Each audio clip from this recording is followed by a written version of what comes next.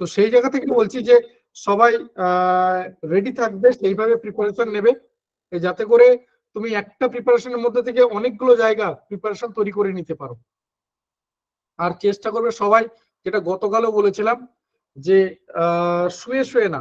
এখন আমরা গতকাল প্রথমে ক্লাস যখন শুরু করেছিলাম ক্যামেরা অন ছিল, অনেকে দেখছিলাম শুয়েছিলে। আজকেও একদম প্রথমে ক্যামেরা অন ছিল, সেখানেও একজনকে দেখতে পেলাম। তো সেই জায়গা থেকে বলছি, দেখো এটা তোমার দায়িত্ব। আমার এখান থেকে ভিডিও বন্ধ রয়েছে, মানে তুমি চাইলেও ভিডিও অন করতে পারবে না। বাকি দায়িত্ব তোমার, তোমার লাইফ তুমি ঠিক করবে যে কি হওয়া উচিত কি হওয়া উচিত না। ফাউন্ডেশন হলে ভালো হতো। ব্যাপারটা আমি আবারও বলছি, এই 5 দিনে কোনো রকম কোনো বেসিক জায়গা বা একদম চ্যাপ্টার ওয়াইজ কোনো কিছুই হবে না। সেটা আজকের ক্লাসও না, আগামী দিনেও না, গতকালও হয়নি, এই কদিন কিন্তু হবে না। 5 দিনের পর আমি আবারও বলছি যে একদম বেসিক থেকে, প্রথম থেকে অতি ধৈর্যের সাথে ধীরে ধীরে ক্লাস করানো হবে। এই ট্যাগলাইনটা মনে রেখো, এটা আমাদের ট্যাগলাইন, যে বেসিক থেকে অতি ধৈর্যের সাথে ধীরে ধীরে ক্লাস করানো হবে। যে কোথাও তোমার এই প্রবলেম বা এইগুলো আসবে না যে যেখান থেকে তোমার মনে হচ্ছে যে আমি বুঝতে পারছি না বা খুব ফাস্ট যাচ্ছে, খুব অ্যাডভান্স হচ্ছে, ব্যাপারটা একদমই তা নয়। আমি এগুলো নিয়ে যদিও মঙ্গলবারে ক্লাসে ডিটেলসে কথা বলবো, কারণ আজকের ক্লাসটা আমার নয়। তো মঙ্গলবারের ক্লাসে আমি নিজে থাকবো। মঙ্গলবার অঙ্কের ক্লাস রয়েছে, তোমরা রুটিন অলরেডি পেয়ে গেছো। রুটিন জানো, আজকে আমাদের ইংলিশ হচ্ছে, আগামীকাল কিন্তু রয়েছে জিওগ্রাফি ক্লাস। সোমবার দিন রয়েছে স্ট্যাটিক জিকের ক্লাস রয়েছে, স্ট্যাটিক জিকে কারেন্ট অ্যাফেয়ার্স এর ক্লাস রয়েছে। মঙ্গলবার দিন ম্যাথের ক্লাস রয়েছে। আমি চেষ্টা করেছিলাম একটা সায়েন্সের ক্লাস রাখতে, কিন্তু ম্যাডামের একটু অসুবিধার জন্য সায়েন্সের ক্লাসটা রাখতে পারলাম না, বা এই সেশনের মধ্যে সায়েন্সের ক্লাসটা থাকলো না, এই আর কি।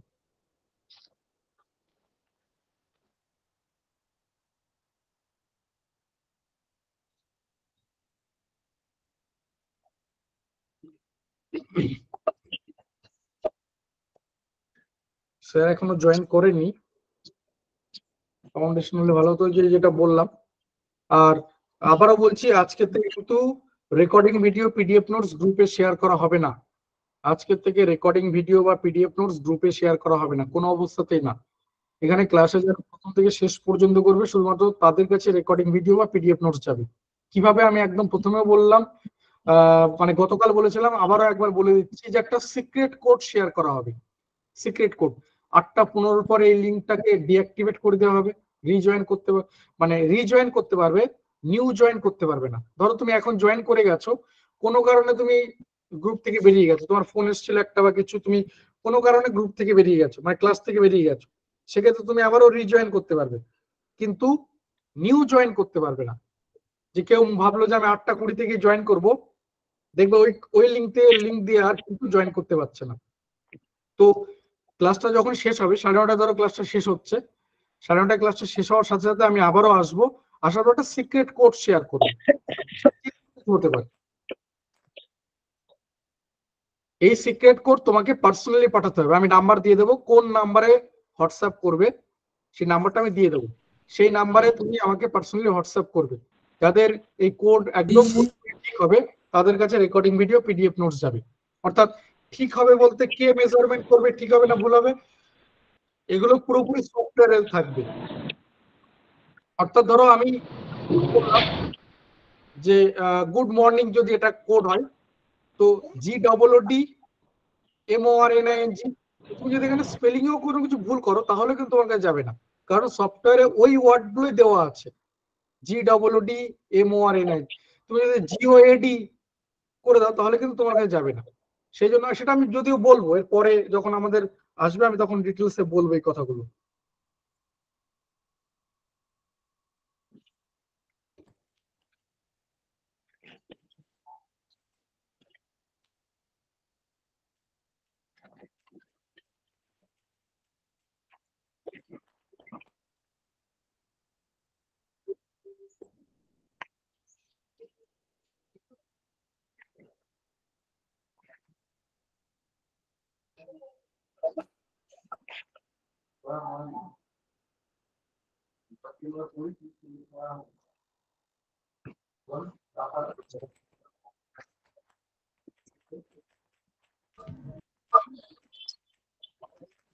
স্যার এখনো জয়েন করে যাচ্ছেন। হ্যাঁ বলো, কেউ কিছু বলছো?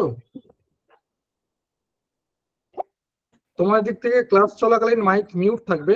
তোমাদের যা কিছু সমস্যা ওরা মেসেজ করতে পারো, স্যার নিশ্চয়ই মেসেজের, তোমাদের যা কিছু মেসেজ আসবে সেগুলো দেখে স্যার রিপ্লাই করবেন। তো তোমার দিক থেকে মাইক মিউট থাকবে। আর আরেকটা কথা যেটা বলার, যে চেষ্টা করবে যে ক্লাসটাকে পুরোপুরি তোমার মানে ক্লাস নিংড়ে নেওয়ার আর কি, যেটা বলার প্রথমত এই ক্লাসগুলো কিন্তু পরবর্তীতে আর পাবে না। পরবর্তী যখন আমাদের আসবে চ্যাপ্টার ওয়াইজ আমরা ক্লাসে যাচ্ছি, কিন্তু এই অ্যানালিসিস পার্টটা তুমি বুঝতে পারবে যেটা কতটা স্ট্রং, কতটা কাজে লাগে। তোমরা নিশ্চয়ই দেখেছো বিভিন্ন কিরণের যদি বই দেখে থাকো, কিরণ পাবলিকেশনের, দেখবে ওই বইগুলোতে দেখবে খুব সুন্দর করে অ্যানালিসিস দেওয়া থাকে, কিন্তু ওই ব্যাপারগুলো অতটাও মাথায় ঢোকে না। কিন্তু লাইভ ক্লাসে যখন হয় তখন ব্যাপারটা দেখবে কত ভালো বোঝা যায়, যখন স্যার তোমাদের সাথে এগুলো নিয়ে ডিসকাস করবেন। কারণ হয় না যে যে কোনো গান তুমি কতবার করে শুনেছো, তারপরেও অরিজিৎ সিং যদি তোমার বাড়ির পাশে আসে তুমি ছুটে যাও সেখানটায়, কেন? তো ব্যাপারটা এরকম, আমরা হয়তোবা তুমি দেখে থাকতে পারো, কিন্তু এই অ্যানালিসিসটা তুমি অন্যরকম, যেটা এই লাইভ ক্লাসে ফিল করবে, যেটা স্যার তোমাদেরকে দেখাবেন। যে একটু যদি তোমরা এই ক্লাসটাকে নিংড়ে নিতে পারো, তাহলে আজকে পর তোমার সাথে আমার কথা হোক বা না হোক, বা স্যারের সাথে কথা হোক বা না হোক, তুমি লাইফের একটা ডাইরেকশন খুঁজে পাবে, যে হ্যাঁ ঠিক আছে কোন পথে চলা উচিত, কি করা উচিত, এটা খুঁজে পাবে। আমি সময় নেব না, আর 8টা 5 হয়ে গেছে, স্যার অলরেডি জয়েন করে গেছেন। তোমার দিক থেকে মাইক পুরোপুরি মিউট থাকছে, অবশ্যই কমেন্ট বক্সে কমেন্ট করো, স্যার রিপ্লাই করবেন। কিন্তু স্যারকে কোঅপারেট করো, চেষ্টা করো ক্লাসটা একটু স্যারকে কোঅপারেট করার। ক্লাসটা থেকে দেখো তোমরা একটা অন্যরকম একটা ফ্লেভার পাবে, যেটা আমি ডেফিনেটলি তোমাদেরকে কথা দিচ্ছি, যে 1.5 ঘন্টা ক্লাস করার পর তোমরা নিজেরাই বলবে যে হ্যাঁ 1.5 ঘন্টা পর একটা অন্যরকম একটা কিছু ফিল করতে পারছো। গুড ইভিনিং স্যার, ওয়েলকাম ক্লাসে, আপনি স্টার্ট করতে পারেন। স্যারের ক্লাস শেষ হয়ে যাওয়ার সাথে সাথে আমি আবারও আসবো, তারপর তোমাদের সাথে আমি সিক্রেট কোড শেয়ার করবো। Thank you sir. Good evening sir. হ্যাঁ, গুড ইভিনিং সবাইকে।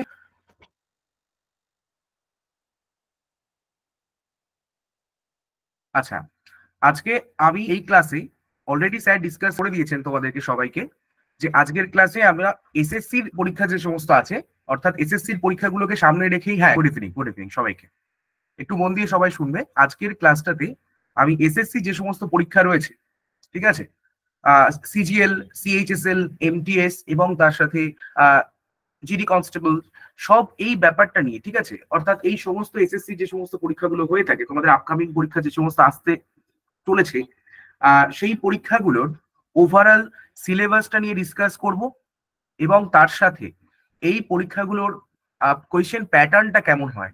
সবার আগে মনে রাখতে হবে যে কোনো পরীক্ষার প্রিপারেশন করতে গেলে তার প্রিভিয়াস ইয়ার কোয়েশ্চেন গুলো খুব ভালো করে বুঝতে হবে। ওই প্রিভিয়াস ইয়ার কোয়েশ্চেনই কিন্তু প্রতি বছর কিন্তু সেগুলো রিপিট করে। তো এই প্রিভিয়াস ইয়ার কোয়েশ্চেন গুলো করার একটা পদ্ধতি রয়েছে। ম্যাক্সিমাম স্টুডেন্টসরা এটা বা অ্যাসপিরেন্টসরা বুঝতে পারে না কিভাবে আমরা প্রিভিয়াস ইয়ারের কোয়েশ্চেনটা অ্যানালিসিস করব। তারা কি করে, প্রথমত তারা কোনো একটা পার্টিকুলার অপশনটা কোন অপশনটা কারেক্ট অপশন, সেই অপশনটা করে বেরিয়ে যায়। কিন্তু মনে রাখতে হবে এটা কিন্তু সঠিক পদ্ধতি নয়, কারণ পরবর্তীকালে যখন এক্সামিনার তোমাদের জন্য কোয়েশ্চেন সিলেক্ট করবেন বা কোয়েশ্চেনটা ঠিকঠাক করবেন, আমাকে আমাকে দেখতে পাচ্ছ না? আচ্ছা, আমাকে দেখার দরকার নেই, আমার কথাগুলো ভালো করে শুনতে হবে ভাই, ঠিক আছে? ভালো করে শুনবে, কথাগুলো শোনো, ঠিক আছে? আমি একটু একটু আমি বলছি, সেগুলো একটু ভালো করে মন দিয়ে শোনো, আশা করি তোমাদের কাজে লাগবে। হ্যাঁ, সবাই শুনতে পাচ্ছ আশা করি? সাউন্ডটা অনেকে সবার সমস্যা হচ্ছে বলছে। একদম একদম ঠিক আছে, শুনতে পাচ্ছ, ঠিক আছে। একটু মন দিয়ে সবাই শোনো, একটু ধৈর্য সহকারে শোনো, ঠিক আছে? এই 1.5 ঘন্টা বা 1 ঘন্টা 20 মিনিটে একটা ক্লাস, এই ক্লাসটার মধ্যে আমি তোমাদেরকে সবটা ক্লিয়ার করব যে কিভাবে প্রশ্নপত্র অ্যানালিসিস করতে হয়, কোন চ্যাপ্টার থেকে কতগুলো প্রশ্ন আসে, কোন কোন টপিক গুলোকে আমাদের গুরুত্ব দিয়ে পড়তে হবে, এই জিনিসগুলো পুরোপুরি পুঙ্খানুপুঙ্খভাবে আলোচনা করব, এবং তার সাথে প্রিভিয়াস ইয়ার কোয়েশ্চেন অ্যানালিসিস করব। এবং শুধুমাত্র কি হবে, বারংবার বলছি যে কিভাবে প্রশ্নপত্র এসছে বিগত বছরগুলোতে, একই রকম ভাবে পরবর্তী বছরগুলোতেও কিন্তু প্রশ্নপত্র আসবে। তো এই ব্যাপারটা কিন্তু খুব ভালোভাবে বোঝা দরকার, কারণ প্রথমে তুমি একটা বই তুলে নিলে, মার্কেটে অনেক কিছু অ্যাভেলেবেল বই রয়েছে ইংরাজির ওপরে, তুমি একটা বই তুলে নিলে, সেই বইটা পড়তে শুরু করে দিলে, তুমি তার সিলেবাস জানো না, তুমি তার কোয়েশ্চেন প্যাটার্ন জানো না, তুমি কিভাবে বুঝবে যে কোথা থেকে কতটা পড়তে হবে? কম্পিটিটিভ এক্সামিনেশনের প্রথম ক্র্যাক করার মূল মন্ত্র হচ্ছে কোনটা পড়তে হবে, তার থেকে বেশি গুরুত্বপূর্ণ হচ্ছে কোনটা পড়তে হবে না, অর্থাৎ বাদ দেয়া শিখতে হবে। সবকিছু পড়ে গেলাম, বইটাতে প্রথম থেকে শেষ অব্দি পড়ে গেলাম, হবে না ভাই, ঠিক আছে? বা যারা রয়েছে, ঠিক আছে, তো সবার উদ্দেশ্যে বলছি, এটা এরকম করলে হবে না, তোমাদেরকে স্মার্ট ওয়েতে পড়তে হবে। অর্থাৎ স্মার্ট ওয়ে বলতে কি বোঝায়, যে কিভাবে আমরা কম সময়ের মধ্যে বেশি আউটপুট নিতে পারবো, এই ব্যাপারটা কিন্তু তোমাদেরকে শিখতে হবে। এবং তোমাদেরকে আমি সেরকম ভাবেই সবকিছু ডিসকাস করব। অনেকেই আজকে ভালো করে মন দিয়ে শুনবে, এই ক্লাসটা কিন্তু দ্বিতীয়বার হবে না, কারণ আজকের ক্লাসটায় আমরা যেটা আলোচনা করব মুখ্য বিষয়, যে তার syllabus, previous year question pattern, what to read and what not to read, এই ব্যাপারটা। কারণ আমাদের রেগুলার ক্লাস যখন শুরু হয়ে যাবে, তখন কিন্তু এই ব্যাপারটা ডিসকাস করার ক্ষেত্রে কিন্তু আমরা সময় পাবো না। অনেকের ক্ষেত্রে কি হয়, আমি দেখেছি যখন আমি রেগুলার ক্লাস করাই, তখন অনেকেই বলে যে স্যার আমরা তো বুঝতে পারি না কোথা থেকে প্রশ্নগুলো, কোথা থেকে কতগুলো প্রশ্ন আসে। তারা কিন্তু এই যে ডেমো ক্লাসটা, অনেকেই ভাবে এটা ডেমো ক্লাস, কিন্তু এইটাই সব থেকে তোমাদের লাইফের ইম্পর্টেন্ট ক্লাস। কারণ আজকের ক্লাসটা তোমাকে বলে দেবে কিভাবে তুমি সামনের দিকে এগোবে এবং তোমার সামনের পথটা কিভাবে মসৃণ হবে। বোঝা গেল? তো সবাইকে বলছি একটু মনোযোগ সহকারে শোনো, ঠিক আছে? এই 1 ঘন্টা 20 মিনিট থেকে 1.5 ঘন্টা সময়, এই সময়টায় তোমাদেরকে আমি পুরো ব্যাপারটা অ্যানালিসিস করে বোঝাবো, এবং তোমরা তারপরে বুঝতে পারবে যে স্যার আজ যেটা বলবেন এটা পিডিএফ এ থাকবে তো? হ্যাঁ, অবভিয়াসলি থাকবে ভাই, পিডিএফ শেয়ার করে দেবো তোমাদেরকে। হ্যাঁ, 2টো পিডিএফ যাবে, একটা উইথ অ্যানোটেশন, অর্থাৎ আমি যে সমস্ত জিনিসগুলো বোঝাবো সেটাও থাকবে, তার সাথে ফ্রেশ নোটটাও থাকবে। একটু মনোযোগ সহকারে শোনো ভাই। হ্যাঁ, সবাইকে ভাই বা বোন যারা রয়েছে, ঠিক আছে, অ্যাসপিরেন্টস, সবাই শোনো ভালো করে, মন দিয়ে শোনো। আশা করি এই ক্লাস শেষ হওয়ার পরে তোমাদের কোনো ডাউট থাকবে না। যদি কোনো ডাউট থাকে অবশ্যই আমি সেগুলোকে সমাধান করার চেষ্টা করব। তোমরা একটু মনোযোগ সহকারে শুনো, ওকে? তো আমরা আর বিলম্ব করছি না, এবার আমি দেখতে পাচ্ছি, হ্যাঁ স্যার দেখতে পাচ্ছি না এখনো, আমি স্ক্রিন শেয়ার করিনি ভাই, ঠিক আছে? স্ক্রিনটা শেয়ার করি, তারপরে দেখতে পাবে। এবার আমি স্ক্রিন শেয়ারটা করছি। একটু সবাইকে বলবো একটু কোঅপারেট করবে, একটু মনোযোগ সহকারে শুনবে, কারণ এটা খুব শোনা, মনোযোগ সহকারে শোনা খুব দরকার। দেখো, আশা করি সবার কাছে স্ক্রিনটা ভিজিবল হয়েছে।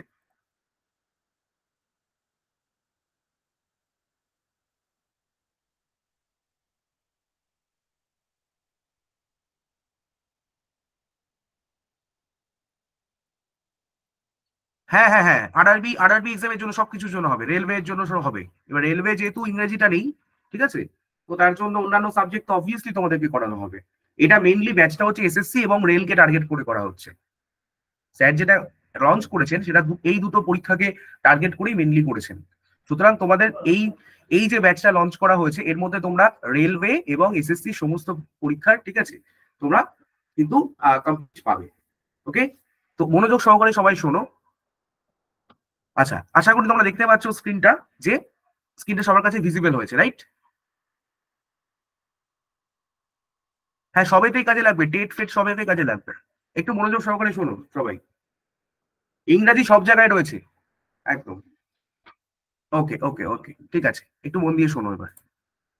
আচ্ছা, এবার আমি মেসেজগুলো দেখতে পাবো না, একটু আমি ওইদিকে যাচ্ছি। হ্যাঁ, যারা দেখতে পারছো না তারা আরেকবার লেফট করে জয়েন করতে পারো। আচ্ছা, এই যে অপ্রাসঙ্গিক কথাবার্তাগুলো এক্ষুনি বলবে না। এই যে ব্যাচ প্রাইস কত বা এগুলোর জন্য স্যার রয়েছেন, স্যার তোমাদেরকে বলবে। এই ক্লাসটা মেনলি রাখা হয়েছে ইংরাজির পুঙ্খানুপুঙ্খ বিশ্লেষণের জন্য, ঠিক আছে? এই রিলেটেড যদি কোনো কোয়ারি থাকে তখন জিজ্ঞেস করবে, আদারওয়াইজ এখন জিজ্ঞেস করো না ভাই। সঙ্গে থাকো, 1.5 ঘন্টা সময়ের পরে স্যার সবকিছু আরো ক্লিয়ার করে দেবেন। অন্যান্য এই ইংরাজি বাদ দিয়ে অন্যান্য যে কথাগুলো রয়েছে স্যার অবভিয়াস আছে, স্যার সবটা ডিসকাস করে দেবে, ওকে? একটু মন দিয়ে শোনো, উতলা হো না। কারণ কম্পিটিটিভ ফিল্ডে সব থেকে যেটা দরকার, পেশেন্স, ধৈর্য রাখতে হবে। অর্থাৎ শোনার ধৈর্য তোমাদেরকে থাকা দরকার। যে কোনো কিছু যেটা বলা হচ্ছে সেটাকে তোমাকে শুনতে হবে। শোনার ধৈর্য না থাকলে কিন্তু হবে না। পেশেন্সটা খুব গুরুত্বপূর্ণ বিষয়। হার্ডওয়ার্ক তো সবাই করে, হার্ডওয়ার্ক তো সবাই করে, কিন্তু এই যে স্মার্ট ওয়ার্কের কথা হচ্ছে, এই স্মার্ট ওয়ার্ক করতে গেলে যেটা দরকার, তার জন্য দরকার হচ্ছে খুব ধৈর্য, ঠিক আছে? 3D, ডেডিকেশন, ডিটারমিনেশন, ডিভোশন, এই triple D very very important. তার সাথে হচ্ছে পেশেন্স। তো পেশেন্সটাই তোমাদেরকে যদি না থাকে তাহলে তোমরা কিভাবে পড়াশোনা করবে? ঠিক আছে, আমি যখন বলেছি 1.5 ঘন্টা ওয়েট করতে, সবাইকে ওয়েট করতে হবে। ওকে, 1.5 ঘন্টা পরে তোমরা অন্যান্য এই রিলেটেড যদি কোনো সমস্যা থাকে তো আমি তো রয়েছি। আর এর বাদ বাকি যে ব্যাচ কোর্স বা কোনো কিছু ব্যাপারে স্যার অবভিয়াসলি তোমাদের সঙ্গে সহযোগিতা করবেন। ওকে, আচ্ছা, এবার এবার আমরা চলে যাই মূল বিষয়ে।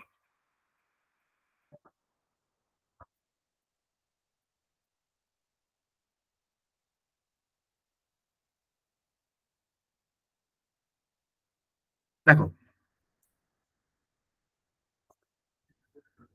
প্রথমে আমরা যদি এসএসসির পরীক্ষাগুলো দেখি তাহলে মাধ্যমিক লেভেলে অর্থাৎ মাধ্যমিক যোগ্যতায় যে পরীক্ষাটা দেওয়া যায় দ্যাট ইজ মাল্টিটাস্কিং স্টাফ অর্থাৎ এমটিএস পরীক্ষাটা।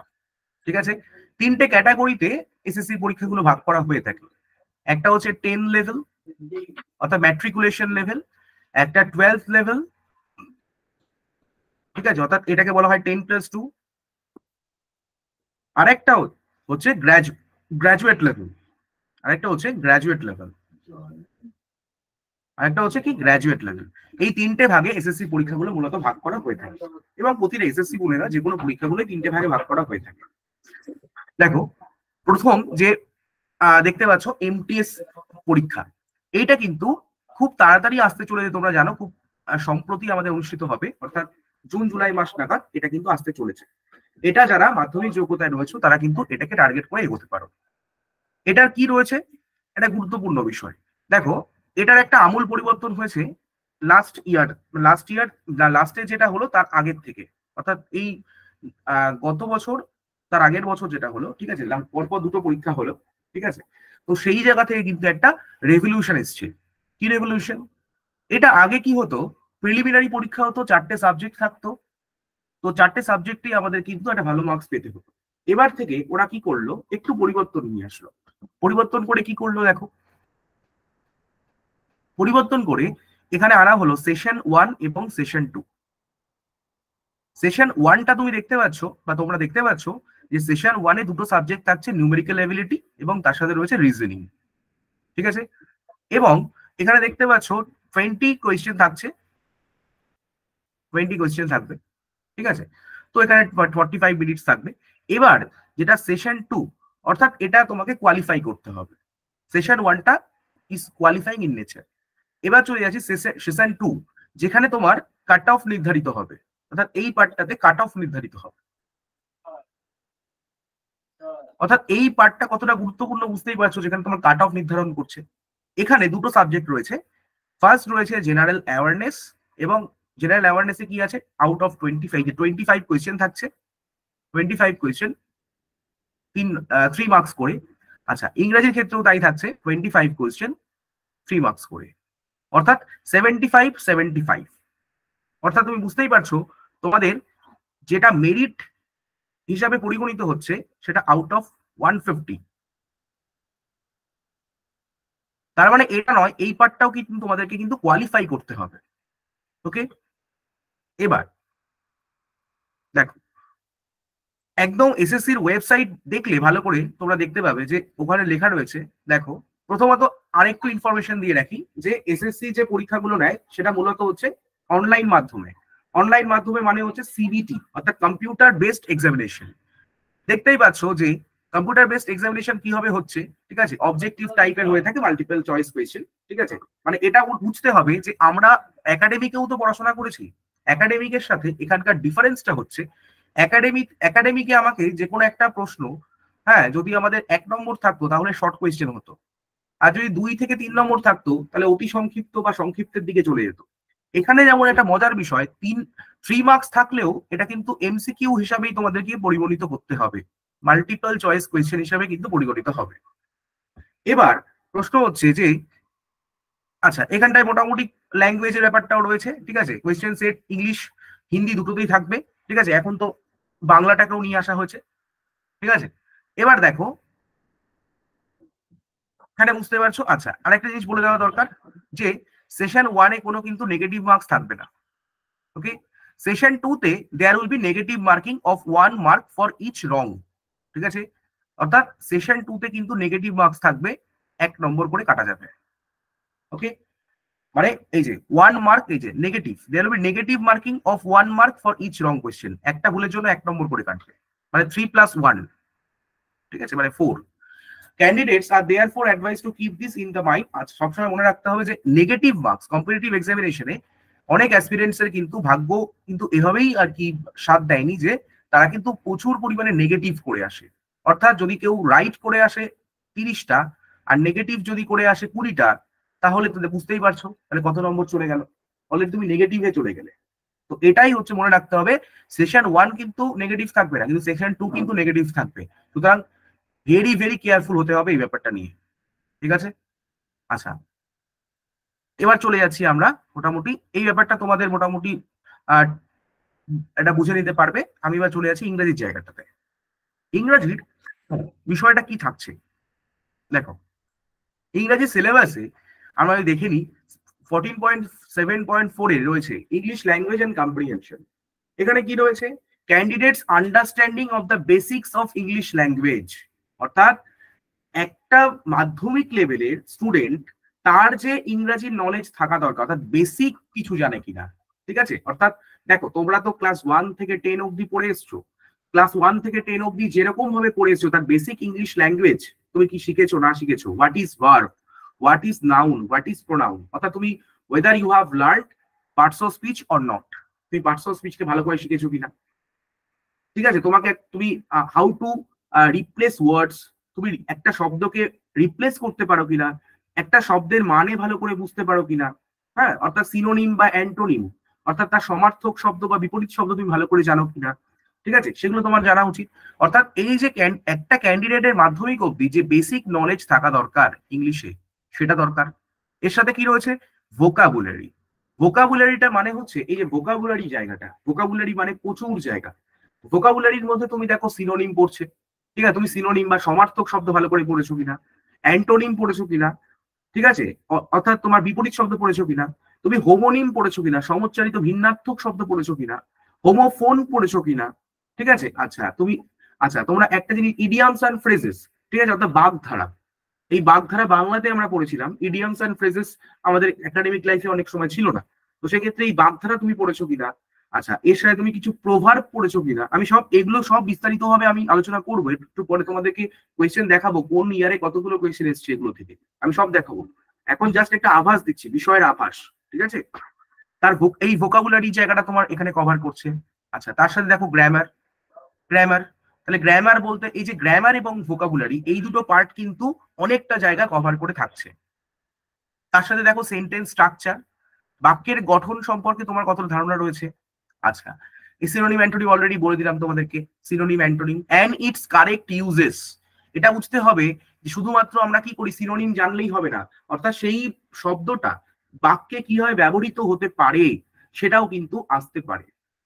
ওকে, এখনো পর্যন্ত যে পরীক্ষার অ্যানালিসিস করলে দেখা গেছে 2023 সাল অব্দি মোটামুটি যা পরীক্ষা হয়েছে এখনো পর্যন্ত, বা 24 সালের কিছু পরীক্ষা দেয়, তাহলে দেখা গেছে যে এখনো পর্যন্ত সিনোনিম বা অ্যান্টোনিমের কারেক্ট ইউজেস আসেনি।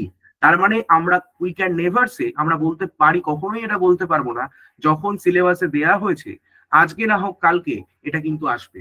অর্থাৎ আমাদেরকে এটাও শিখে রাখতে হবে। আর সিলেবাসে যেটা বলেছে এসএসসি থেকে, স্টাফ সিলেকশন কমিশন যেটা স্টিপুলেটেড সিলেবাস দিয়ে দিয়েছে, সেই সিলেবাস ধরে ধরে আমাদেরকে কিন্তু বুঝে দিতে হবে। আচ্ছা, এরপরে দেখো টু টেস্ট কম্প্রিহেনশন, অর্থাৎ কম্প্রিহেনশন টেস্ট করার জন্য, অর্থাৎ তুমি কতটা বুঝতে পারো, তোমার বোঝার ক্ষমতা কতটা, আন্ডারস্ট্যান্ডিং পাওয়ার কতটা। আর simple paragraph may be given, একটা সিম্পল প্যারাগ্রাফ দেয়া হতে পারে, পসিবিলিটি আছে, দেয়া মে বি গিভেন, দেয়া হতে পারে। এখনো পর্যন্ত ক্লোজ টেস্ট বলে একটা টপিক আছে, সেই টপিকটাই মোটামুটি ঘোরাফেরা করছে, ঠিক আছে।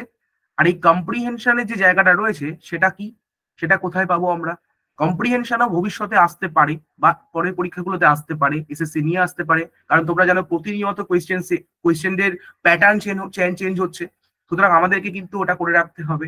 কারণ কম্প্রিহেনশন কোথায় আসবে, এটা মেইনলি সিএইচএসএল টিয়ার 2, আচ্ছা সিজিএল টিয়ার 2, এই দুটো পরীক্ষাতে, এবং ব্যাংকিং এর যে পরীক্ষাগুলো রয়েছে এই পরীক্ষাগুলোতে সাধারণত তোমার এই কম্প্রিহেনশনটা আসে। এখনো পর্যন্ত। কিন্তু কেউ বলতে পারছে না যখন সিলেবাসে দেওয়া রয়েছে এমটিএস লেভেলেও কিন্তু কম্প্রিহেনশন ইন্ট্রোডিউসড হতে পারে, and question based on the paragraph to be asked, এবং সেখান থেকে তোমাদের কিছু কোয়েশ্চেন হতে পারে। সব থেকে ভালো হয় কম্প্রিহেনশন বলতে গেলে তোমাদের এখন ক্লাস 9 বা 10 এ পড়তে তোমরা আনসিন পড়েছো, আনসিন। এই আনসিনটার এটাই হচ্ছে কম্পিটিটিভ ফিল্ডের নাম হচ্ছে কম্প্রিহেনশন, অর্থাৎ এটার পুরো ভালো নাম হচ্ছে কম্প্রিহেনশন, এর ভালো নাম হচ্ছে আরসিটি, রিডিং কম্প্রিহেনশন টেস্ট। কেন দেয়া হয় বুঝতে হবে যে একটা ক্যান্ডিডেট, হ্যাঁ, তোমরা যখন চাকরি ক্ষেত্রে যাবে, তোমাকে দেখা গেল কোনো চাকরি ক্ষেত্রে চাকরি যখন তোমরা চাকরি পাবে, when you get selected, তখন তোমাদেরকে কিছু একটা প্যারাগ্রাফ বা কোনো কিছু দেয়া হলো, ডিপার্টমেন্ট থেকে কোনো একটা প্যারাগ্রাফ দেয়া হলো, সেটা তোমাদেরকে পড়তে হতে পারে। এবার তোমার যদি এই মিনিমাম পড়ার অভ্যেসটা না থাকে, হ্যাঁ, তাহলে তুমি কিভাবে ওই প্যারাগ্রাফটা পড়ে তোমার ঊর্ধ্বতন কর্তৃপক্ষে যিনি রয়েছেন বা যিনি তোমাকে ওটা দিয়েছেন, তুমি কিভাবে তাকে বোঝানোর চেষ্টা করবে। তো এটার জন্য কিন্তু কম্প্রিহেনশন দেওয়া হয়। অর্থাৎ তোমরা মনে করো না যে স্যার আমাদের চাকরি ক্ষেত্রে এগুলো কি আদেও লাগবে, অবভিয়াসলি লাগবে। প্রতিটা সাবজেক্টের কিন্তু গুরুত্ব আছে চাকরি ক্ষেত্রে। সব এই যে চাকরি ক্ষেত্রে তোমাদের এই সিলেবাসটা করা হয়েছে, তার মানে এটাই যে তোমাদের পরবর্তীকালে যখন তোমরা কোনো একটা জায়গায় অ্যাপয়েন্টেড হবে, ঠিক আছে, সিজিএল বা সিএইচএসএল বা এমটিএস বা যে কোনো জায়গায়, ঠিক আছে, এসএসসি যে সময় পরীক্ষা রয়েছে সেখানে তুমি অ্যাপয়েন্টেড হবে, আর স্টেনোগ্রাফি, হ্যাঁ, এখানেও যদি অ্যাপয়েন্টেড হও, এইসব জায়গাগুলো যখন অ্যাপয়েন্টেড হবে তখন তুমি দেখবে যে এই যে তুমি শিখেছো, তোমার একটা ওভারঅল প্রিপারেশন সেখানে কিন্তু তোমার কাজের ক্ষেত্রে রিফ্লেক্টেড হচ্ছে। ওকে, কারণ ইংরাজি প্রতি ক্ষেত্রে তোমরা জানো, প্রতি ক্ষেত্রে ইংরাজি কিন্তু গুরুত্ব রয়েছে। তখন তোমাকে ইংরাজিতে একটা কিছু লিখতে হতে পারে, তখন তুমি এই লিখবে, তোমার ওভারঅল যে লেখার যে কৌশলটা তুমি কিভাবে রপ্ত করতে পারবে, তোমার রপ্তটা হবে এই যে তুমি তৈরি করছো, তুমি একাডেমিতে যেরকম পড়েছো তার সাথে তুমি কম্পিটিটিভ ফিল্ডে যেভাবে পড়ছো তার উপরে কিন্তু ওভারঅল তোমার তৈরি হবে। ওকে, এটা ছিল আমাদের এমটিএস এর। এবার ঠিক এই লেভেলটা কি বললাম, মাধ্যমিক লেভেলের পরীক্ষা। এবার আচ্ছা, এবার তোমরা দেখে নিলে 25 কোয়েশ্চেন। কোয়েশ্চেন আমি বলে দিলাম যে 25টা কোয়েশ্চেন থাকবে, 3 নম্বর করে 75তম, ঠিক আছে। আচ্ছা, সময়টাও দেখে নিতে পারছো, 45 মিনিটস। ওকে, আচ্ছা, যদি স্ক্রাইবস নেওয়ার থাকে তাদের ক্ষেত্রে 60 মিনিটস, ঠিক আছে। আচ্ছা, এবার আমরা চলে যাচ্ছি একটু উপর লেভেলে, অর্থাৎ 10+2 লেভেল, হায়ার সেকেন্ডারি লেভেল। অর্থাৎ এই পরীক্ষাটার যোগ্যতা হচ্ছে হায়ার সেকেন্ডারি, 10+2 বলে। অর্থাৎ যদি কেউ এইচএস যোগ্যতা লাভ করে তাহলে কিন্তু তারা এই পরীক্ষাটাই বসতে পারবে। এই পরীক্ষাটার স্কিমটা কি আছে খুব ভালো করে জেনে নিতে হবে। দেখো, সিএইচএসএল পরীক্ষাগুলোতে তোমরা যখন আরো ঢুকবে তখন দেখতে হবে যে কোন গ্রেড পে থেকে শুরু হয়, ঠিক আছে। গ্রেড পে গুলো এখানে 1900 গ্রেড পে থেকে এখানে চলে যাচ্ছে সিএইচএসএল লেভেল, ঠিক আছে। তো 10+2 যে লেভেলটা, সেই জায়গাটা। এবার দেখো স্কিম অফ সিলেবাসটা আমরা ভালো করে দেখে নাও। এবার দেখো এখানে কিন্তু টিয়ার 1 টিয়ার 2, ওখানে যেমন একটা জিনিস দেখলাম, এখানে টিয়ার 1 এর সিলেবাস দেখছিলাম কিন্তু জাস্ট একটা সিলেবাস, কম্পিউটার বেসড এক্সামিনেশন, এখানে কিন্তু টিয়ার 1 টিয়ার 2 ভাগ ছিল না। এইবার যখন আমরা 10+2 লেভেলে যাচ্ছি তখন দেখতে পাবো যে এখানে একটা টিয়ার 1 টিয়ার 2 কনসেপ্ট রয়ে গেছে, ঠিক আছে। টিয়ার 1 টিয়ার 2 একটা কনসেপ্ট রয়ে গেছে। এবার দেখো ভালো করে দেখো, তাহলে টিয়ার 1 এর যে কনসেপ্টটা সেটা কি হচ্ছে, স্কিম অফ টিয়ার 1 এক্সামিনেশন। ওকে, এবার দেখো টিয়ার 1 এক্সামিনেশনে কি কি থাকছে একটু ভালো করে দেখে নেওয়া যাক। টিয়ার 1 এ তোমরা পাচ্ছ 4টে সাবজেক্ট, যেখানে দেখতে পাচ্ছ প্রথমে রয়েছে হচ্ছে কি ইংলিশ ল্যাঙ্গুয়েজ, তারপরে দ্বিতীয় নম্বরে রয়েছে কি জেনারেল ইন্টেলিজেন্স, কোয়ান্টিটেটিভ অ্যাপটিটিউড এবং জেনারেল অ্যাওয়ারনেস, অর্থাৎ অ্যাওয়ারনেস। এই পুরোটা এর জন্য থাকছে তোমার 60 মিনিটস, 1 ঘন্টা সময় থাকছে। বুঝতেই পারছো 1 ঘন্টার মধ্যে তোমাকে কিন্তু 100 মার্কস অ্যাটেন্ড করতে হচ্ছে, ঠিক আছে। মানে 100 কোয়েশ্চেন অ্যাটেন্ড করতে হচ্ছে, সরি 100 মার্কস নয়, কারণ 200 এ, ঠিক আছে, 100 কোয়েশ্চেন অ্যাটেন্ড করতে হচ্ছে, ঠিক আছে। 100 কোয়েশ্চেন অ্যাটেন্ড করতে হচ্ছে, 100টা কোয়েশ্চেন থাকবে 2 নম্বর করে, তাহলে আমার 100 কোয়েশ্চেন। তার মধ্যে ইংরাজির ওয়েটেজ তুমি দেখো, ইংরাজি কিন্তু 25 মার্কস, 25 কোয়েশ্চেন্স নিয়ে রয়েছে, তার মানে 50 মার্কস কিন্তু ইংরাজি হোল্ড করছে পার্ট 1 এ, ঠিক আছে। পার্ট 1 এ কিন্তু ইংরাজি 50 মার্কস কিন্তু হোল্ড করছে। আচ্ছা, এবার দেখে নিই যে আমরা টিয়ার 1 এ কি ধরনের প্রশ্নপত্র থাকতে পারে। 14.8.1 যেখানে টিয়ার 1 examination will consist of objective, এটা অলরেডি আমি তো বলে দিয়েছি যে অবজেক্টিভ টাইপ কোয়েশ্চেন। আর মাল্টিপল চয়েস কোয়েশ্চেন্স, ঠিক আছে। Questions will be set in, তোমরা জানো হিন্দি ইংলিশ সেগুলো থাকবে। আচ্ছা দেখো নেগেটিভ মার্কস কি রয়েছে এটা দেখে নেওয়া দরকার, 0.5 করে, ঠিক আছে, ফর ইচ রং। ওখানে ছিল 1 নম্বর করে এমটিএসসি, এখানে 0.5। আচ্ছা দেখো টিয়ার 1 এ যে ইন্ডিকেটিভ সিলেবাস ইংলিশের ক্ষেত্রে কি রয়েছে, হ্যাঁ আমরা এখানে মূলত ইংরাজিটা সিলেবাস বা ইংরাজি সব ব্যাপারটা নিয়ে আলোচনা করছি। তো দেখো ইন্ডিকেটিভ সিলেবাস টিয়ার 1 14.10.1 এখানে এসএসসি উল্লেখ করেছে, কি উল্লেখ করেছে, ইংলিশ ল্যাঙ্গুয়েজে প্রথম যে টপিকটা দেখতে পাচ্ছ স্পট দি এরার, অর্থাৎ এরার কারেকশন। যেমন ভাবে আমরা কোনো একটা জিনিসকে, যন্ত্রাংশকে, ধরো আমার কোনো একটা যদি কোনো স্কুটি, আমার যদি বাইক খারাপ হয়ে যায়, বাস আমার যদি কোনো একটা আমাদের যদি শরীরে কোনো রোগ হয়, আমরা যদি কোনো সমস্যার মধ্যে ভুগি, আমরা কি করি, আমরা যে কোনো একটা ডক্টরকে কনসাল্ট করি, হ্যাঁ, বা আমরা কোনো একটা মেকানিক্সকে কাছে যাই। তো ব্যাপারটা কেন যাই, to find the error of our internal problem, external problems. যদি হিউম্যান বিংস হয়, অর্থাৎ to find out the internal and external problems of our life, এটার জন্য আমরা কিন্তু ডাক্তারের কাছে যাই। তখন ডাক্তারবাবু তখন ওটাকে আমাদের ডায়াগনোসিস করে, ঠিক একই রকম ভাবে ডায়াগনোসিস করে আমাদের বলে যে এই রোগটা হয়েছে। তো একই রকম ভাবে স্পট দি এরারের ক্ষেত্রেও তাই, একটা বাক্যকেও তোমাকে কি করতে হবে, একই রকম ভাবে ডায়াগনোসিস করতে হবে, মানে তোমাকে কাটা ছেঁড়া বিশ্লেষণ করতে হবে, চুল ছেঁড়া বিশ্লেষণ করতে হবে যে এই বাক্যটা কেন ভুল হলো, ঠিক আছে। এটা কিন্তু খুব একটা কঠিন কাজ, যে একটা বাক্যকে ভুল প্রমাণিত করা, হ্যাঁ তোমাকে ভুল প্রমাণ করতে হবে। এটা কি করে বুঝবে, এটা কিন্তু গুরুত্বপূর্ণ বিষয়, যে এরারটা কোথায় রয়েছে, অর্থাৎ ভুলটা কোথায় রয়েছে।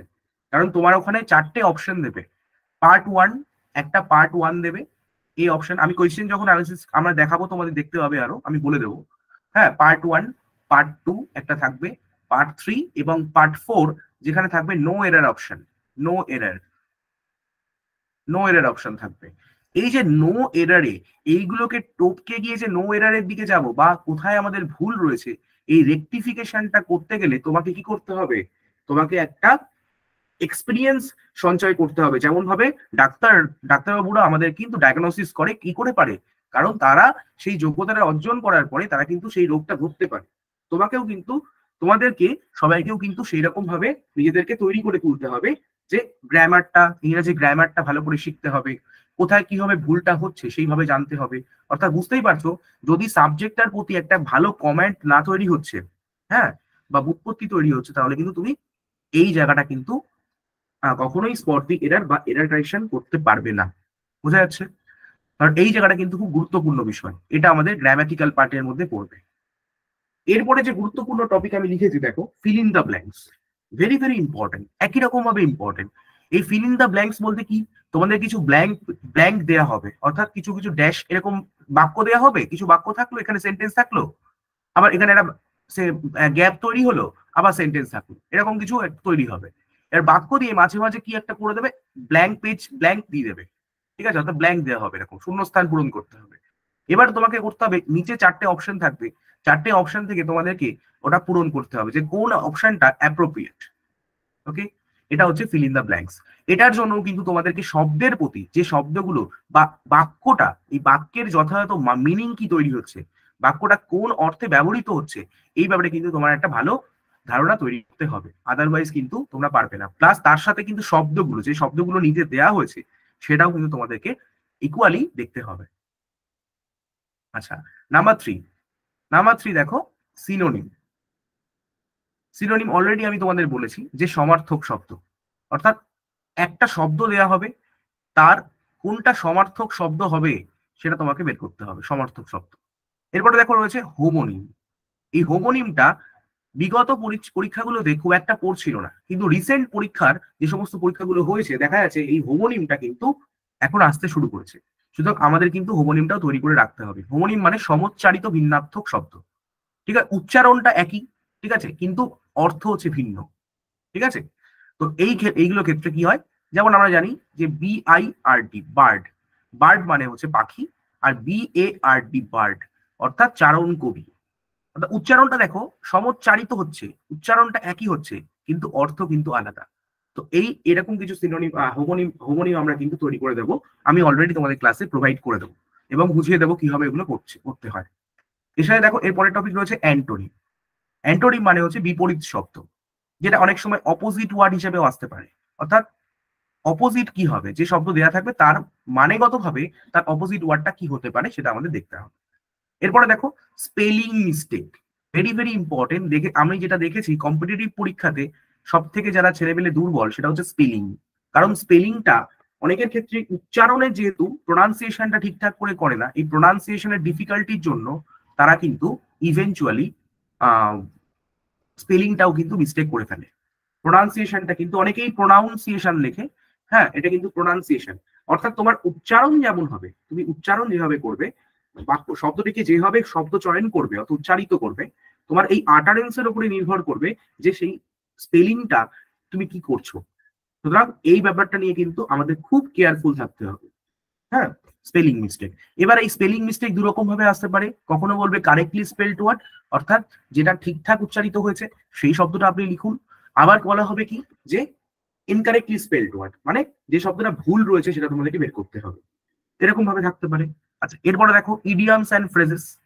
ইডিয়ামস অ্যান্ড ফ্রেজেস মানে হচ্ছে তোমাদের অলরেডি বলে দিলাম যে বাগধারা, বাগধারা এবং প্রবাদ প্রবচন। হ্যাঁ, তো এই বাগধারা বা ইডিয়ম এগুলো তোমরা ছোটবেলা থেকেই পড়েছো, রাস্তায় জানলে উঠোন বেঁকা, এগুলো হচ্ছে প্রভাব ছিল, আমরা প্রভাব পড়েছিলাম, ঠিক আছে। তারপরে যে অল্প বিদ্যা ভয়ঙ্করী, এই টাইপের a little learning is a very dangerous thing, এই ধরনের কিছু প্রভাব। এই প্রভাবও অনেক সময় আসে।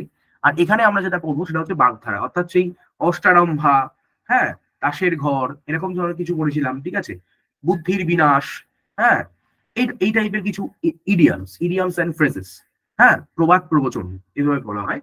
তো এরকম কিছু আমাদের এখানে পড়তে হবে।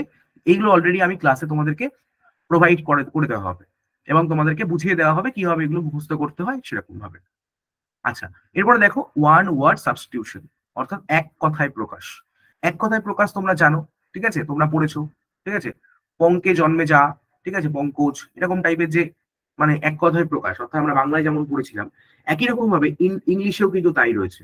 ইংলিশেও দেখো যে বলবে যে one who believes in god তাকে কি বলা হয়, one who doesn't believe in god তাকে কি বলা হয়, one who is not sure about the existence of god তাকে কি বলা হয়। এরকম বিভিন্ন রকম থাকবে। হ্যাঁ, ভেরিয়েশন থাকবে, যে বিভিন্ন এক শব্দগুলোকে বিভিন্ন রকম ব্যবহার করবে। তো এইগুলো হচ্ছে তখন তাকে এক কথায় কি বলে, অর্থাৎ যার দুটো হাত সমান চলে তাকে কি বলা হয়। এরকম বিভিন্ন সব প্রশ্ন করা হবে। সেই প্রশ্নের একটা ব্যাস বাক্য দেওয়া থাকবে, সেই ব্যাস বাক্যটা দেখে তোমাকে বুঝতে হবে যে কি বলা হচ্ছে। ওকে, আচ্ছা, এরপরে দেখতে পাচ্ছ ইমপ্রুভমেন্ট অফ সেন্টেন্সেস। এই ইমপ্রুভমেন্ট এবং এরার কারেকশন, এরা দুজন হচ্ছে ভাই ভাই, ঠিক আছে, ব্রাদার্স, ঠিক আছে, দে আর টু ব্রাদার্স। অর্থাৎ স্পট দি এরার এবং তার সাথে ইমপ্রুভমেন্ট, এরা হচ্ছে ভাই ভাই। অর্থাৎ এই একই রকম ভাবে যেমন বললাম যে স্পট দি এরার যত আনলেস, হ্যাঁ যদি না তুমি এই ব্যাপারে পুরো একটা কনসেপ্ট বা ইংরেজির একটা পুরো ওভারঅল কনসেপ্ট তৈরি না করতে পারো, তাহলে তুমি স্পট দি এরার করতে পারছো না, আবার তুমি কিন্তু ইমপ্রুভমেন্টও করতে পারছো না। এই জন্য এই ব্যাপারটা নিয়ে কিন্তু খুব কেয়ারফুল থাকতে হবে, কারণ ইমপ্রুভমেন্ট করতে গেলে তোমার ওভারঅল একটা গ্রামাটিক্যাল ভালো নলেজ কিন্তু থাকতে হবে। ওকে, ইমপ্রুভমেন্ট ওই যে বললাম একই রকম ভাবে তোমাকে সেই ডায়াগনোসিস করতে হবে, হ্যাঁ অর্থাৎ তোমাকে পরিশ্রম করে বের করতে হবে যে ওর মধ্যে কি ভুল আছে, কোথায় ইমপ্রুভমেন্ট দরকার সেটা বুঝতে হবে। এরপরে দেখো রয়েছে অ্যাক্টিভ অ্যান্ড প্যাসিভ ভয়েস, অর্থাৎ তোমরা ভয়েস চেঞ্জ সবাই করে এসছো, ঠিক আছে, অ্যাক্টিভ থেকে প্যাসিভ ভয়েস, কখনো প্যাসিভ থেকে অ্যাক্টিভ ভয়েস, অর্থাৎ বাচ্য পরিবর্তন, ঠিক আছে, কর্তৃবাচ্য থেকে কর্মবাচ্য, কর্মবাচ্য থেকে আবার কর্তৃবাচ্য, অনেক সময় ভাববাচ্যও দেওয়া হয়ে থাকে, ঠিক আছে, কোয়াজি প্যাসিভ হয়ে থাকে।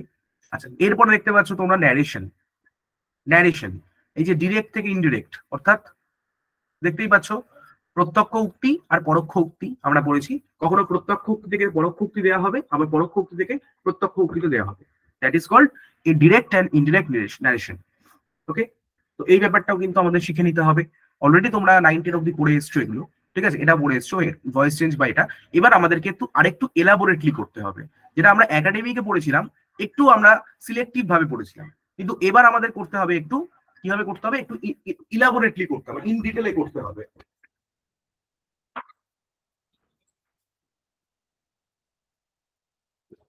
তো এই ব্যাপারটা কিন্তু একটু দেখে নিতে হবে। আচ্ছা, এরপরে দেখো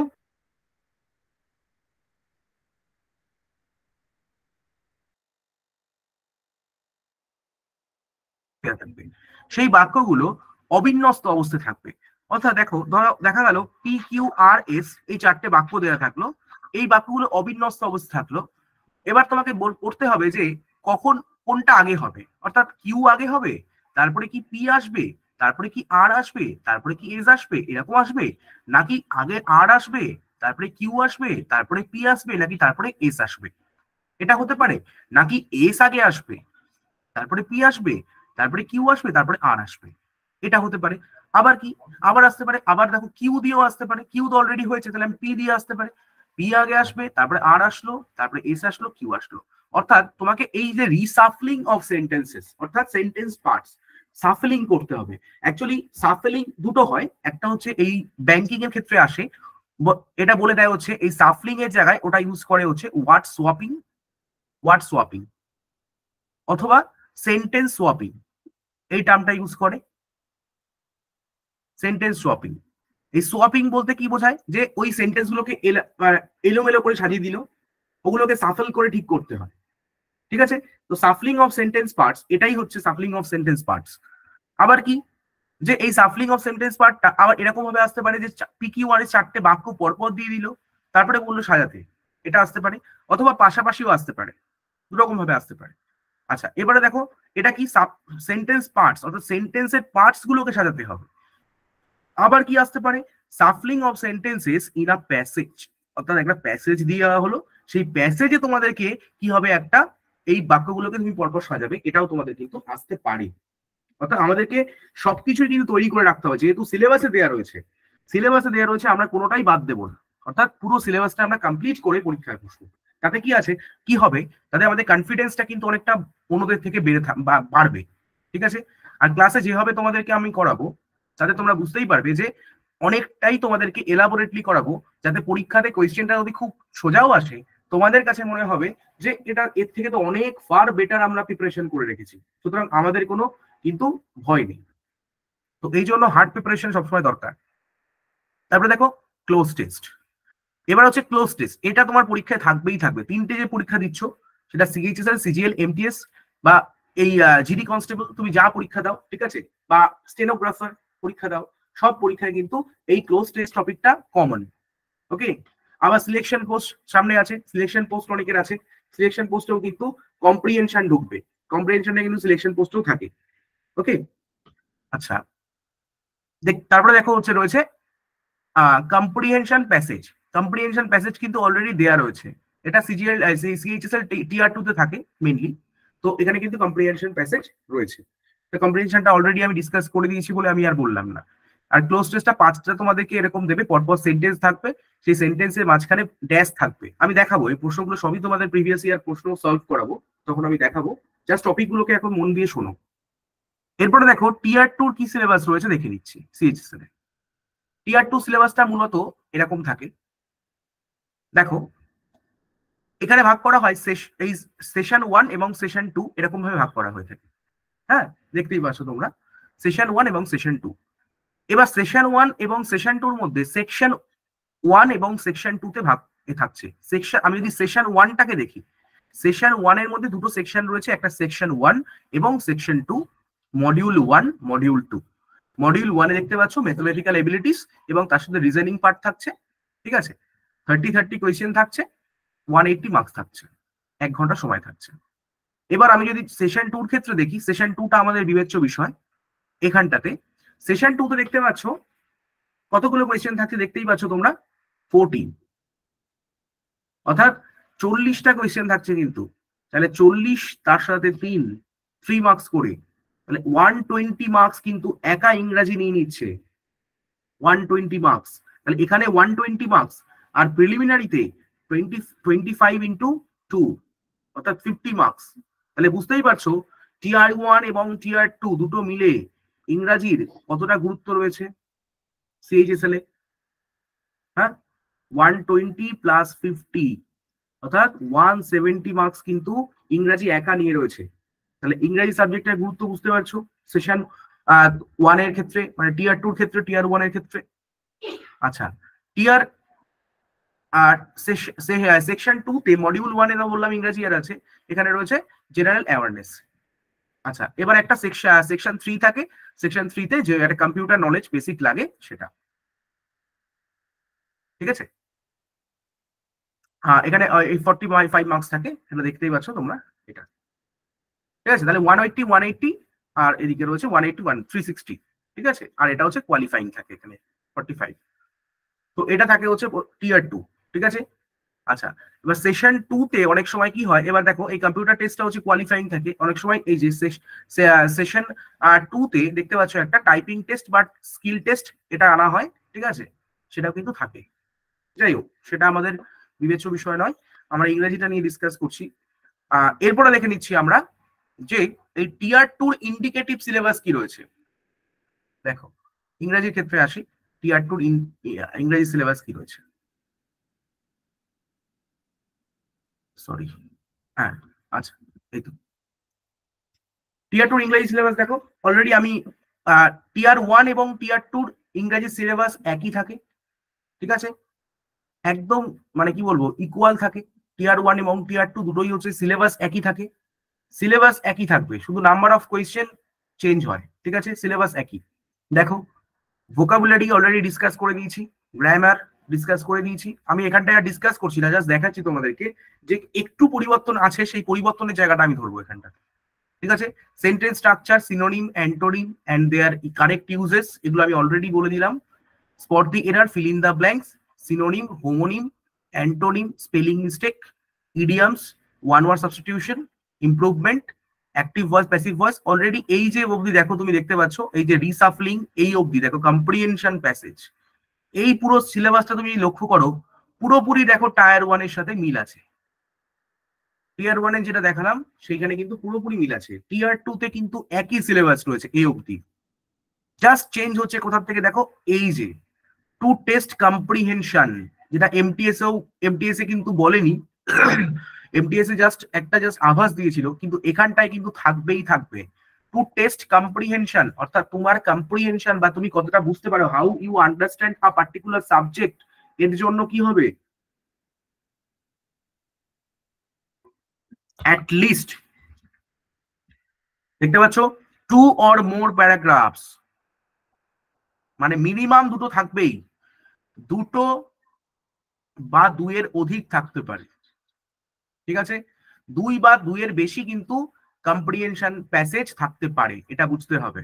2-এর বেশি will be given and questions based on those will be asked, এবং সেখান থেকে কিছু কোয়েশ্চেন থাকবে। অর্থাৎ এটা কিন্তু টিয়ার 2 পরীক্ষায় কম্পালসারি, এটা মনে রাখতে হবে। টিয়ার 1 এর পরীক্ষাতে কিন্তু it is not compulsory, but in if we talk about tier 2 it is compulsory, এটা মনে রাখতে হবে। ঠিক আছে, 2 or more paragraphs will be given and questions based on those will be asked. এবার এখান থেকে প্রশ্ন জিজ্ঞেস করা হবে। At least, এবার আবার দেখো, at least 1 paragraph, তার মানে অন্তত পক্ষে এই যে 2 বা তার বেশি, বা আমি ওই 2 ধরে নিই, বা 2-এর বেশি মানে 3, আমি ধরে নিচ্ছি 3টে থাকলে, তাহলে 3টের মধ্যে একটা যে কম্প্রিহেনশন আসছে সেটা কিসের বেসিসে হবে, দেখো, should be simple one based on a book or story. অর্থাৎ একটা আসবে হচ্ছে কি, কোন একটা স্টোরি, কোন একটা গল্প থেকে হতে পারে, বা সিম্পল থাকবে, কোন একটা বুক থেকে, বইয়ের কোনো একটা জায়গা জিনিস থেকে থাকতে পারে, এটা একটা, এবং দ্যাট ইজ সিম্পল, এটা খুব সিম্পল থাকবে। কিন্তু ইফ উই টক অ্যাবাউট, ঠিক আছে, আদার প্যারাগ্রাফস, ঠিক আছে, দেখো, the other paragraphs should be based on current affairs, এটা আমি সবাইকে বারবার করে বলি, অথবা এডিটোরিয়াল অর আ রিপোর্ট। অর্থাৎ আর যে দুটো থাকবে, আর দুটো যে থাকবে, এই দুটো কিন্তু পুরোপুরি কারেন্ট অ্যাফেয়ার্স বেসড। অর্থাৎ এখানটায় কিন্তু আমাদেরকে নিউজ পেপার কিন্তু দেখতে হবে, অর্থাৎ নিউজ পেপারটা প্রতিদিন কিন্তু চোখ বুলানো খুব দরকার। কারণ তোমাদের কম্প্রিহেনশনে যদি নিউজ পেপারে কোনো একটা টপিক চলে আসে, তাহলে যে ওই টপিকটা আগে থেকেই পড়ে থাকবে বা পড়ে রাখবে, তার ক্ষেত্রে কিন্তু ওই কম্প্রিহেনশনটা করা কিন্তু অনেকটা ইজি হবে। কারণ তুমি যখন নতুন পড়ছো কোনো একটা প্যারাগ্রাফ, তোমাকে ভালো করে আবার পড়তে হচ্ছে। কিন্তু যদি আমি একটা বিল, বা ধরো কোনো একটা পার্টিকুলার নিউজটা আমি যদি অলরেডি কোনো একটা নিউজ পেপারে পড়ে থাকি, তাহলে কিন্তু সেটা করতে কিন্তু খুব ইজি হয় আমাদের, ঠিক আছে। সেটা এই, অর্থাৎ এই জায়গাটা কিন্তু তোমাদের কারেন্ট অ্যাফেয়ার্সটা বা এই নিউজ পেপারটা যেভাবে একটু পড়তে হবে, কারণ এখান থেকে তোমাদের কিন্তু এই যে আপডেটেড থাকবে, অর্থাৎ দেখতে পাচ্ছ, ঠিক আছে। তাহলে এই দুটোর জন্য কিন্তু তোমাদের কিন্তু একটু নিউজ পেপার বা কারেন্ট অ্যাফেয়ার্স এর উপরে একটু নজর রাখা দরকার। যে কোনো একটা নিউজ পেপার, ঠিক আছে, আমি অবভিয়াসলি এক্সপেক্ট করবো তোমরা ইংরাজিটাই পড়বে, কারণ এটা ইংরাজির বিষয়। তাই জন্য ইংরাজি নিউজ পেপারটা তোমাদের কিন্তু চোখ বোলাতে হবে প্রতিদিন। কারেন্ট অ্যাফেয়ার্সটাও তোমাদের রেডি হবে, তার সাথে তোমাদের এডিটোরিয়াল পার্টটা বা রিপোর্টের যে পার্টগুলো, যে কোনো একটা টপিক ধরো, ঠিক আছে, তো গুরুত্বপূর্ণ একটা টপিক যেটা আর কি নিউজ পেপারে ঘোরাফেরা করছে, ওই ধরনের কিছু চলে আসবে। অর্থাৎ এই তিনটে তোমাদের কিন্তু মোটামুটি প্যারাগ্রাফ এখান থেকে আসবে। অর্থাৎ আমরা দেখতে পেলাম টিয়ার 1 এবং টিয়ার 2 সিলেবাস কিন্তু অলমোস্ট সেম, শুধুমাত্র জাস্ট একটা জায়গায় কিন্তু একটু ডিফার করে গেল, আদারওয়াইজ কিন্তু সবকিছু একই, শুধুমাত্র নাম্বার অফ কোয়েশ্চেন ওখানে ছিল 25, এখানে টিয়ার 2 তে হয়ে গেল তোমার 40, ঠিক আছে, জাস্ট 25 এবং 40, 25 ছিল এখানে 40 হয়ে গেল, অর্থাৎ টোটাল হচ্ছে 65 কোয়েশ্চেন তোমাদেরকে দেওয়া হবে, ঠিক আছে, 65, 25 এখানে 40, হ্যাঁ 65, ঠিক আছে। ওখানে আচ্ছা, ওখানে ছিল হচ্ছে 2 নম্বর করে, এখানে ছিল 3 নম্বর করে, সরি, ওখানে 2 নম্বর করে, এখানে 3 নম্বর করে। এই হচ্ছে আউট অফ, এটা টিয়ার 1 টিয়ার 2 হলো, সিএইচএস হলো। এবার আমরা চলে যাব গ্র্যাজুয়েট লেভেলের পরীক্ষা। দেখতেই পাচ্ছ কম্বাইন্ড নামের মধ্যে রয়েছে কম্বাইন্ড গ্র্যাজুয়েট লেভেল। এই সিএইচএসএল এবং গ্র্যাজুয়েট লেভেলের পরীক্ষার স্কিমটা একই রকম হয়ে থাকে, অলমোস্ট একই রকম, দেখলেই বুঝতে পারবে। দেখো এটা হচ্ছে, দেখো আমি যেটা প্রথমে দেখাচ্ছি এটা টিয়ার 1 এর সিলেবাস, যেখানে কি থাকে একই রকম। দেখো general intelligence or reasoning and reasoning, যেটা ওখানেও 25, জেনারেল অ্যাওয়ারনেস ওখানেও ছিল 25, কোয়ান্টিটেটিভ অ্যাপটিটিউড ম্যাথামেটিক্স এখানেও 25। আচ্ছা, একই রকম ভাবে তুমি দেখো ইংরাজির ক্ষেত্রে এখানেও 25। অর্থাৎ দেখতে পাচ্ছ যে এই একই রকম কিন্তু সিজিএল এর টিয়ার 1, সিএইচএসএল এর টিয়ার 1 ছিল, একই রকম ছিল, ওখানেও 1 ঘন্টা, এখানেও 1 ঘন্টা, ঠিক আছে। এবার কোয়েশ্চেন কি থাকবে দেখো, এটা অলরেডি আমি বললাম। আচ্ছা, নেগেটিভ মার্কসও একই থাকবে 0.5। টিয়ার 1 এর দেখো, এখানে যেহেতু টিয়ার 1 এর সিলেবাসটা আমি এখানটাতে উল্লেখ করিনি, কারণ কি, কারণ টিয়ার 1 এর সিলেবাসটা অলরেডি আমি তোমাদেরকে ওখানটাতে আভাস দিয়ে এসেছি, তাও আমি পরে একটু আলোচনা রেখেছি টিয়ার 1 এর, পরে একটুখানি বলে দিচ্ছি। তো টিয়ার 1 এর সিলেবাসটা একটুখানি তাও অল্প করে বলে দিচ্ছি, কারণ এখানটাতে এই যে জাস্ট টিয়ার 1 এর সিলেবাসের ব্যাপারে বলেছে। দেখো, candidate's ability to understand correct English, his basic comprehension right and writing ability etcetera would be tested, ঠিক আছে। অর্থাৎ এটা কিন্তু দেখবে যখনই কোনো গ্র্যাজুয়েট লেভেলের পরীক্ষা দিতে যাও, আগে যেটা সিজিএল এ ছিল যে এখানে কিন্তু একটা ডেসক্রিপটিভ পার্ট থাকতো, সিজিএল বা সিএইচএসএল এ একটা ডেসক্রিপটিভ পার্ট থাকতো, কোয়ালিফাইং ইন নেচার এটা থাকতো। এবার এই যে গত 2 বছর থেকে বা 1 বছর থেকে এটা মানে 2 বছর থেকেই বলতে পারো, 22 থেকে এটা মোটামুটি চেঞ্জ হলো, হ্যাঁ চেঞ্জ হয়ে মোটামুটি এটাকে ওই যে তোমার ডেসক্রিপটিভ পার্টটা তুলে দেওয়া হলো। তো এখনো পর্যন্ত কিন্তু ওরা একটা রাইটিং এবিলিটির কথা উল্লেখ করে রেখেছে সিলেবাসে, ঠিক আছে। অর্থাৎ লেখার দক্ষতা, গ্র্যাজুয়েট লেভেলে পরীক্ষা দিতে গেলেই তোমাদের কিন্তু লেখার দক্ষতা থাকা দরকার, এটা ধরে দেওয়া হয়, যার জন্যই এই টেস্টগুলো তোমাদেরকে নেওয়া হয়ে থাকে। তো যাই হোক, এই এই এই ব্যাপারটা আমি আর আলোচনা করলাম না, কারণ অলরেডি সিএইচএসএল এর যেটা আমরা টিয়ার 1 করলাম, সেখানেই অলরেডি আমরা কিন্তু এটা ডিসকাস করেছি, একই সিলেবাস থাকবে, কোনো চেঞ্জেস নেই, কোনো রকম চেঞ্জেস নেই, একই সিলেবাস, ওকে। আচ্ছা, এবার টিয়ার 2 তে কি হবে দেখে নিই একটু। টিয়ার 2 দেখো,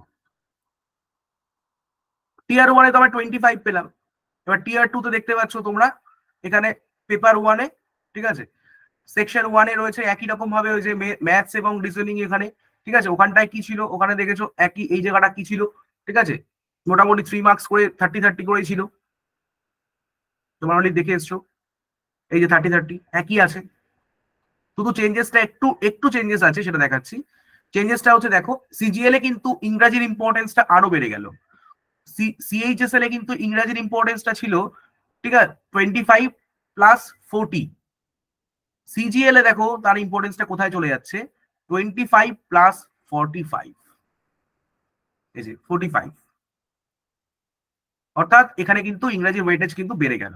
অর্থাৎ সিজিএল এ আমরা দেখতে পাচ্ছি যে 135,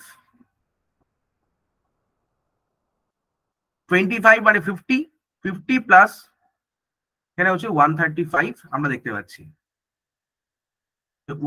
প্রিলি এবং মেন্স ধরে কিন্তু 185 আমরা দেখতে পাবো, ঠিক আছে।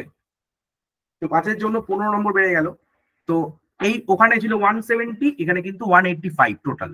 অর্থাৎ টিয়ার 1 এবং টিয়ার 2 মিলে কিন্তু ইংরেজির ইম্পর্টেন্সটা কিন্তু এতটা বেড়ে যাচ্ছে সিজিএল। ওকে, শুধু নাম্বারটাই বেড়ে যাচ্ছে, নাম্বার অফ কোয়েশ্চেন বেড়ে যাচ্ছে, আর একই, অলমোস্ট একই। জেনারেল নলেজ অ্যাওয়ারনেস দেখতে পাচ্ছ একই, যেটা ছিল ওখানে তাই আছে, শুধু ইংরেজি পার্টটা কিন্তু বেড়ে গেল। আচ্ছা, একই রকম ভাবে কম্পিউটার সেকশনটা ওখানে 15x3 ছিল, এখানে 20x3 হয়ে গেছে এটা। এবার আমরা দেখিনি যে টিয়ার 2 সিলেবাসটা কি। টিয়ার 2 সিলেবাস একই রকম, যেরকম আমরা করে এসেছি। টিয়ার 2 সিলেবাসটা এখানে একই রকম আছে, ঠিক আছে। টিয়ার 2 এখানটা দেখতে পাচ্ছ, আমি টিয়ার 1টা রেখেছি এখানটাতে, পেপার 1, এই যে রেখেছি সেকশন 2 পেপার 1।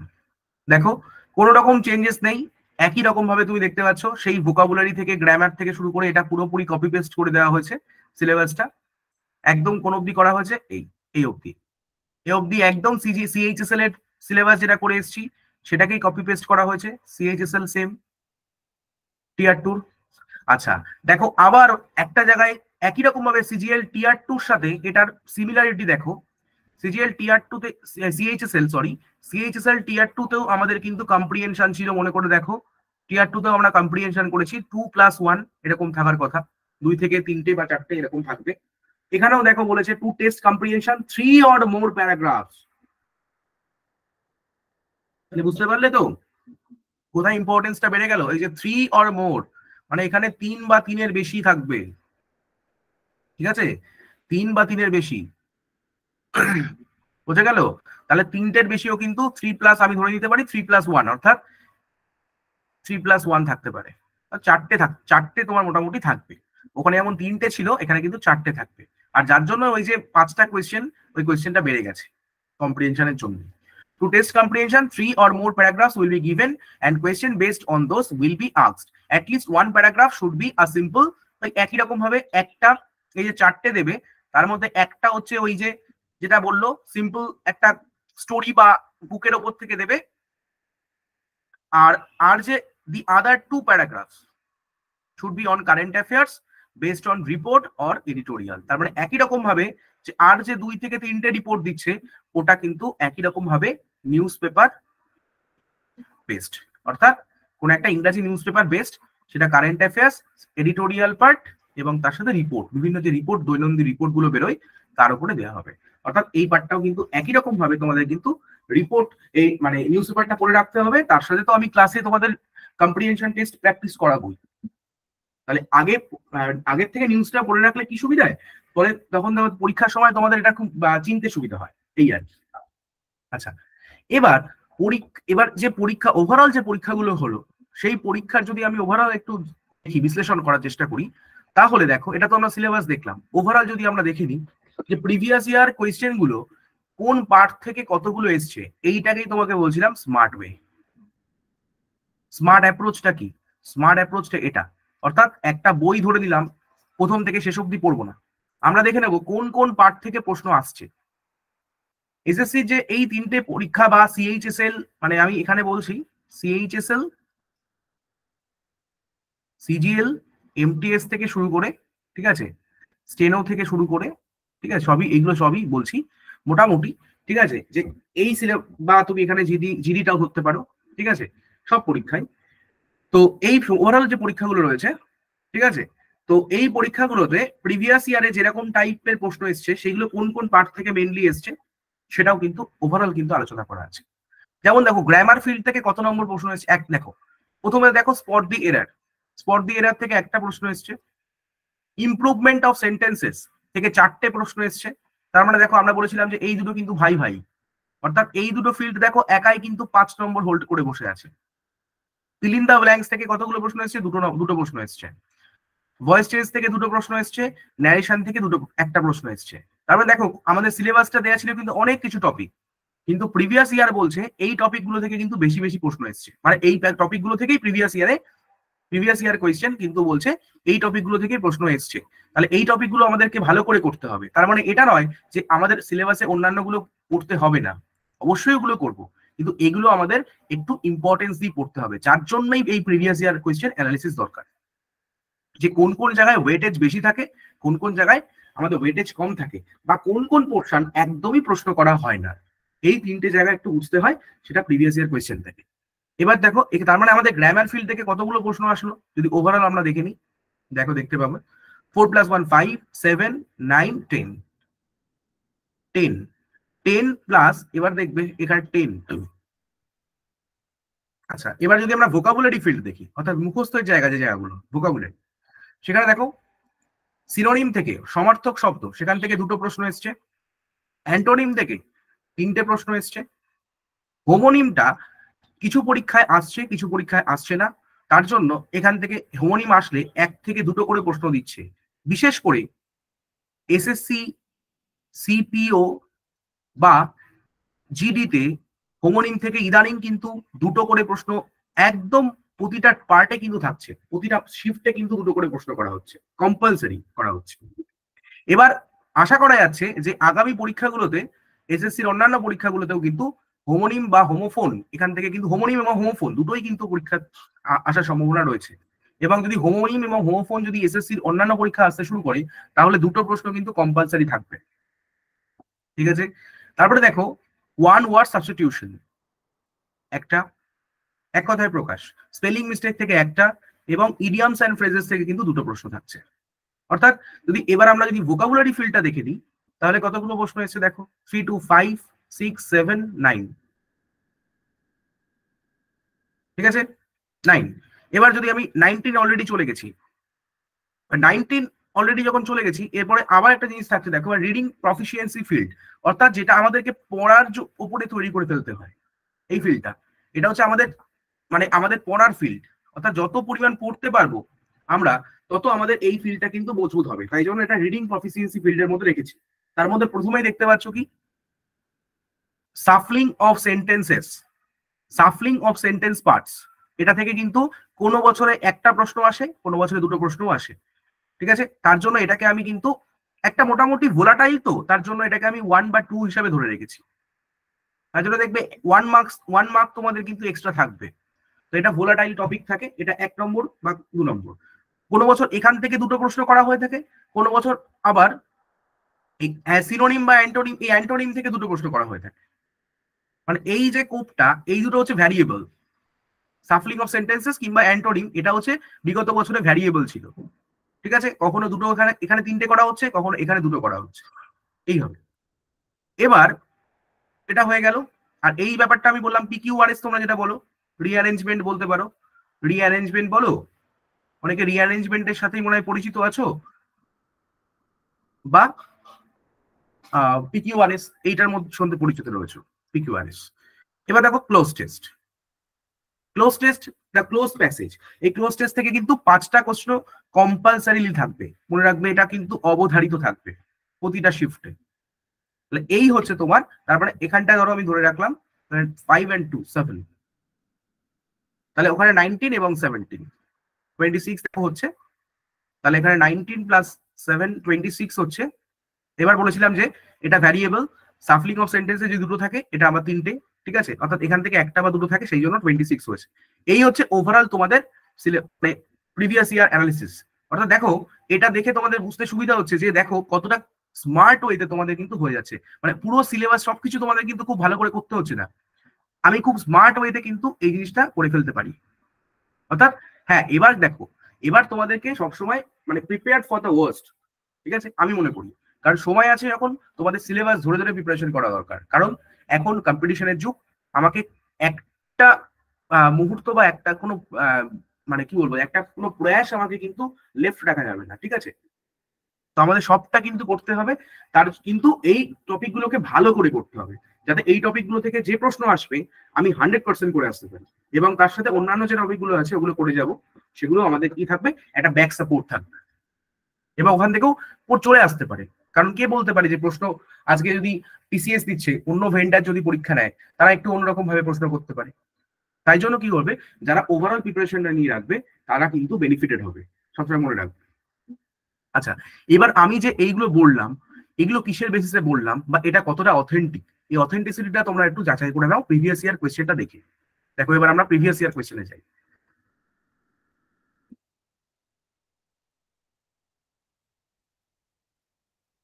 আশা করি এই অবধি সবাই বুঝতে পেরেছো, এই অবধি কোনো ডাউট নেই আশা করি। যদি তারপরে কোনো ডাউট থাকে অবশ্যই তোমরা বলবে, ক্লাসের পরেও বলবে বা আগেও বলতে পারো।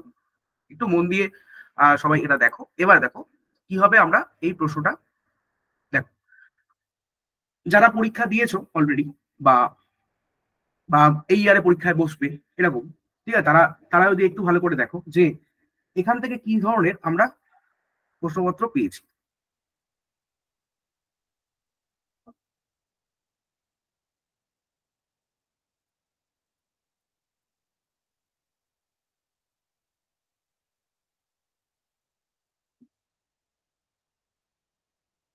দেখো ফার্স্টের কোয়েশ্চেন দেখো,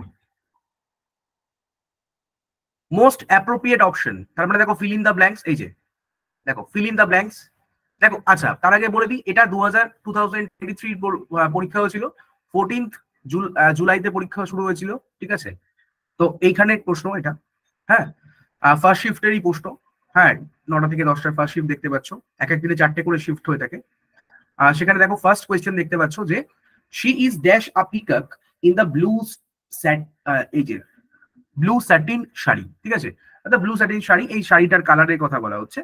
তো এই কালারের একটা বিয়েতে, অর্থাৎ এখানটাতে she is dash a peacock in the blue satin sari, অর্থাৎ এবার বুঝতে হবে যে এটা আমাদের কোন শব্দটা, এই যে নিচের ব্ল্যাঙ্ক পেজ রয়েছে, এই ব্ল্যাঙ্ক পেজ থেকে কোন শব্দটা আমাদের মোস্ট অ্যাপ্রোপ্রিয়েট হবে এবং সেটাকে আমরা করতে পারবো।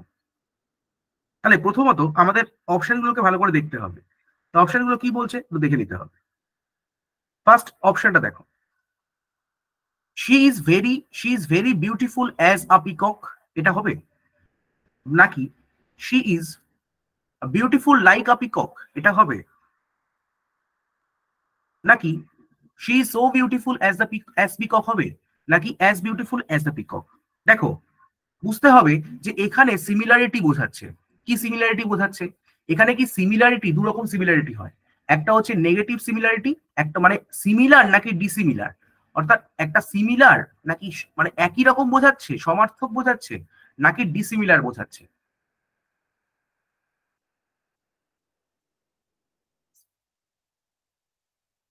এখানে দেখো আমাদের কিন্তু এখানে সিমিলারিটি প্রকাশ করছে, অর্থাৎ তাকে বলছে সে হচ্ছে পিককের মতোই একটা, মানে she is dash a peacock in the blue satin sari, এই ব্লু স্যাটিন শাড়িতে তাকে কিরকম লাগছে, তাকে সে একটা পিকককে যেমন একটা ব্লু পেখম মানে নীল রঙের যদি একটা পোশাক পরিয়ে দেওয়া হয় বা নীল রঙের পেখম মেলে থাকে তখন যেমন যেমন লাগে, ঠিক একই রকম তার সৌন্দর্যকেও কিন্তু একটা নারীর সাথে কল্পনা করা হচ্ছে যে তার সৌন্দর্যটা তার মতোই, অর্থাৎ এখানে কম্পারিজনটা কিন্তু সিমিলার হচ্ছে, অর্থাৎ একই হচ্ছে। যদি সিমিলারটা একই হয়, অর্থাৎ দুটো সেন্টেন্স বোঝো, she is as beautiful as he বা অ্যাজ মুন, এরকম করা হলো। আবার বলা হচ্ছে ডিসিমিলার মানে কি, শি ইজ নট, এই যে নট যুক্ত করে হলো, she is not so beautiful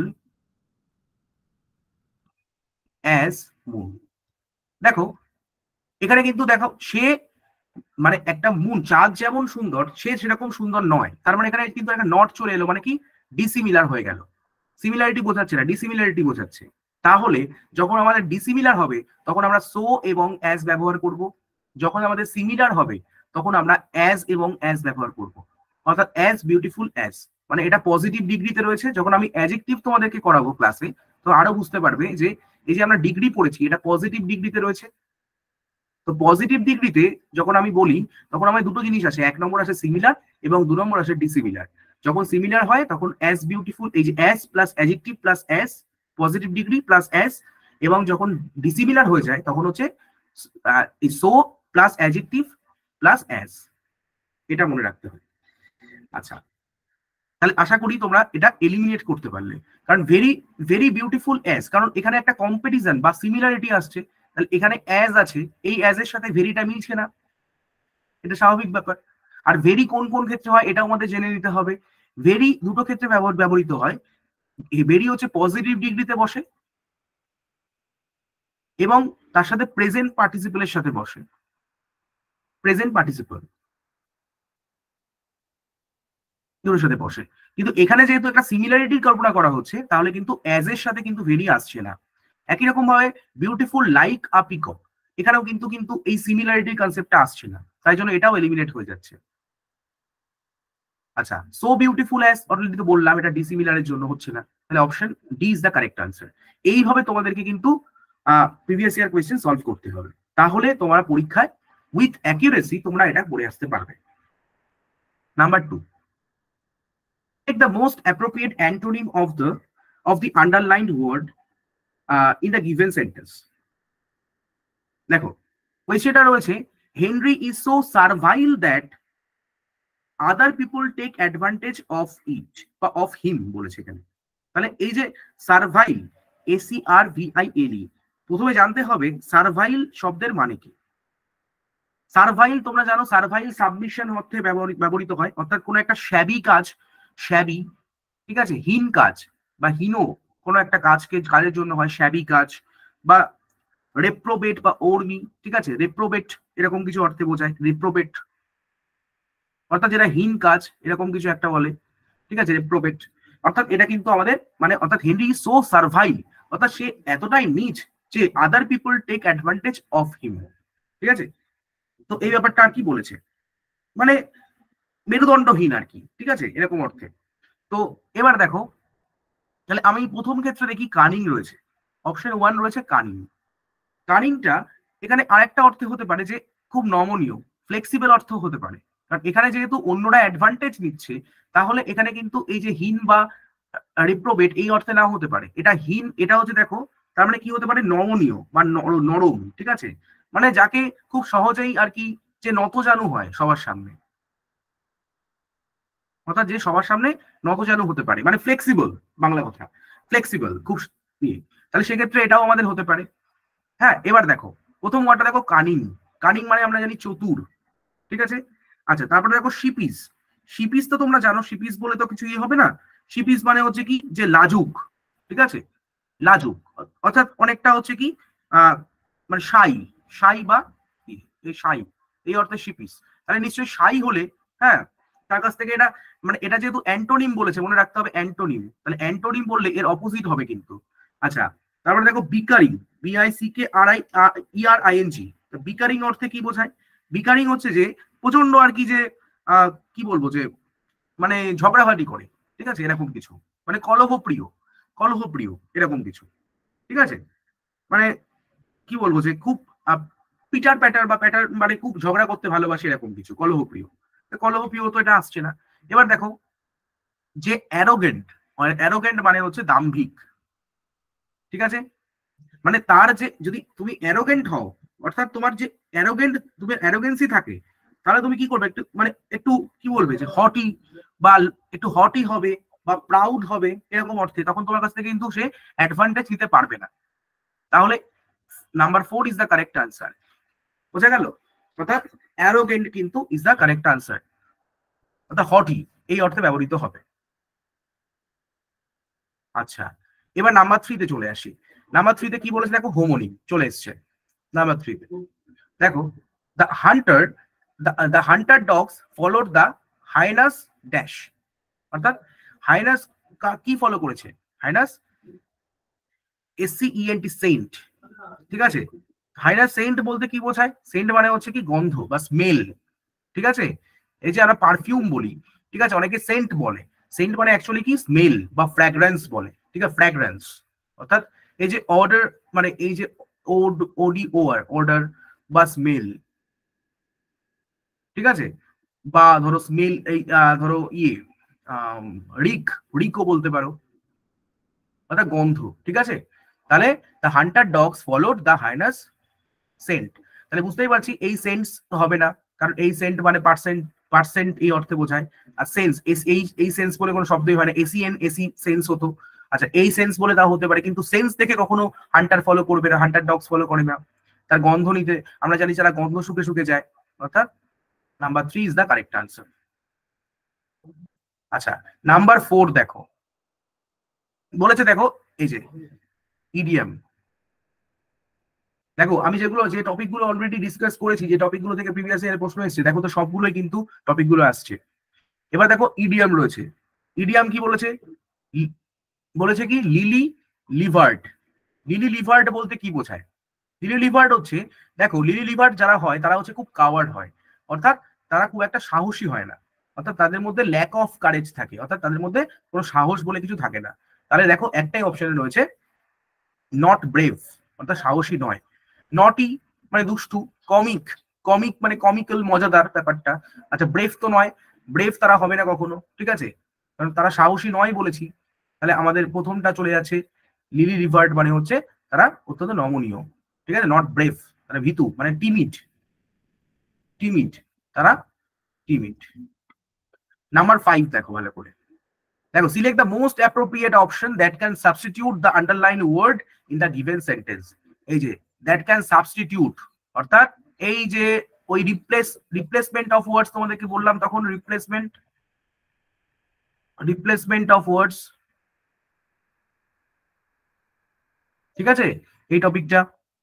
অর্থাৎ এই যে পারসিউড বলেছে, পারসিউড ওয়ার্ডটা, এই পারসিউড ওয়ার্ডটা একটা রিপ্লেস করবে কোন ওয়ার্ডটা, তার মানে দেখো অনেকটা অনেকটা কিন্তু সিনোনিমের মতো, অর্থাৎ সিনোনিম, সিনোনিমটাই জিজ্ঞেস করলো কিন্তু একটু রিপ্লেসমেন্ট অফ ওয়ার্ডস দিয়ে, এটা বুঝে নিতে হবে।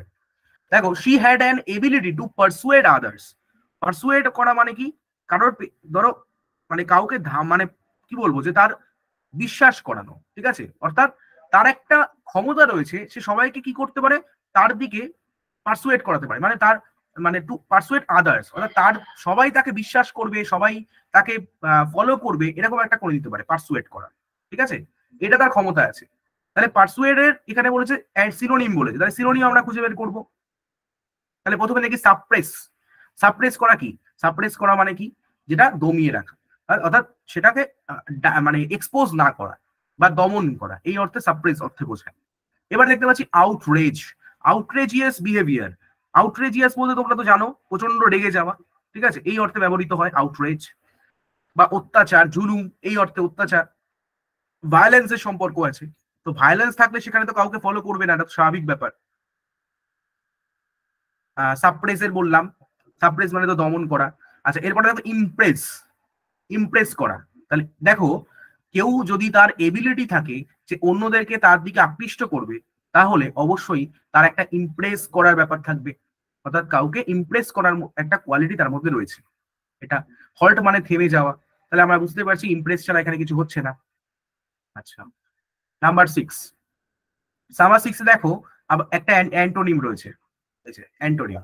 অ্যান্টোনিম বলছে হার dog can climb under the fence, অর্থাৎ এই যে ক্লাইম্ব আন্ডার দ্য ফেন্স, এটা বলতে এই আন্ডারের এখানটাতে দেখো রয়েছে এই আন্ডার, এই আন্ডারের অপোজিট কি রয়েছে, ঠিক আছে, দেখো খুব সুন্দরভাবে বুঝতেই পারছো, অপোজিট ওয়ার্ড দিয়েছে, আমরা খুব সহজেই বলতে পারবো।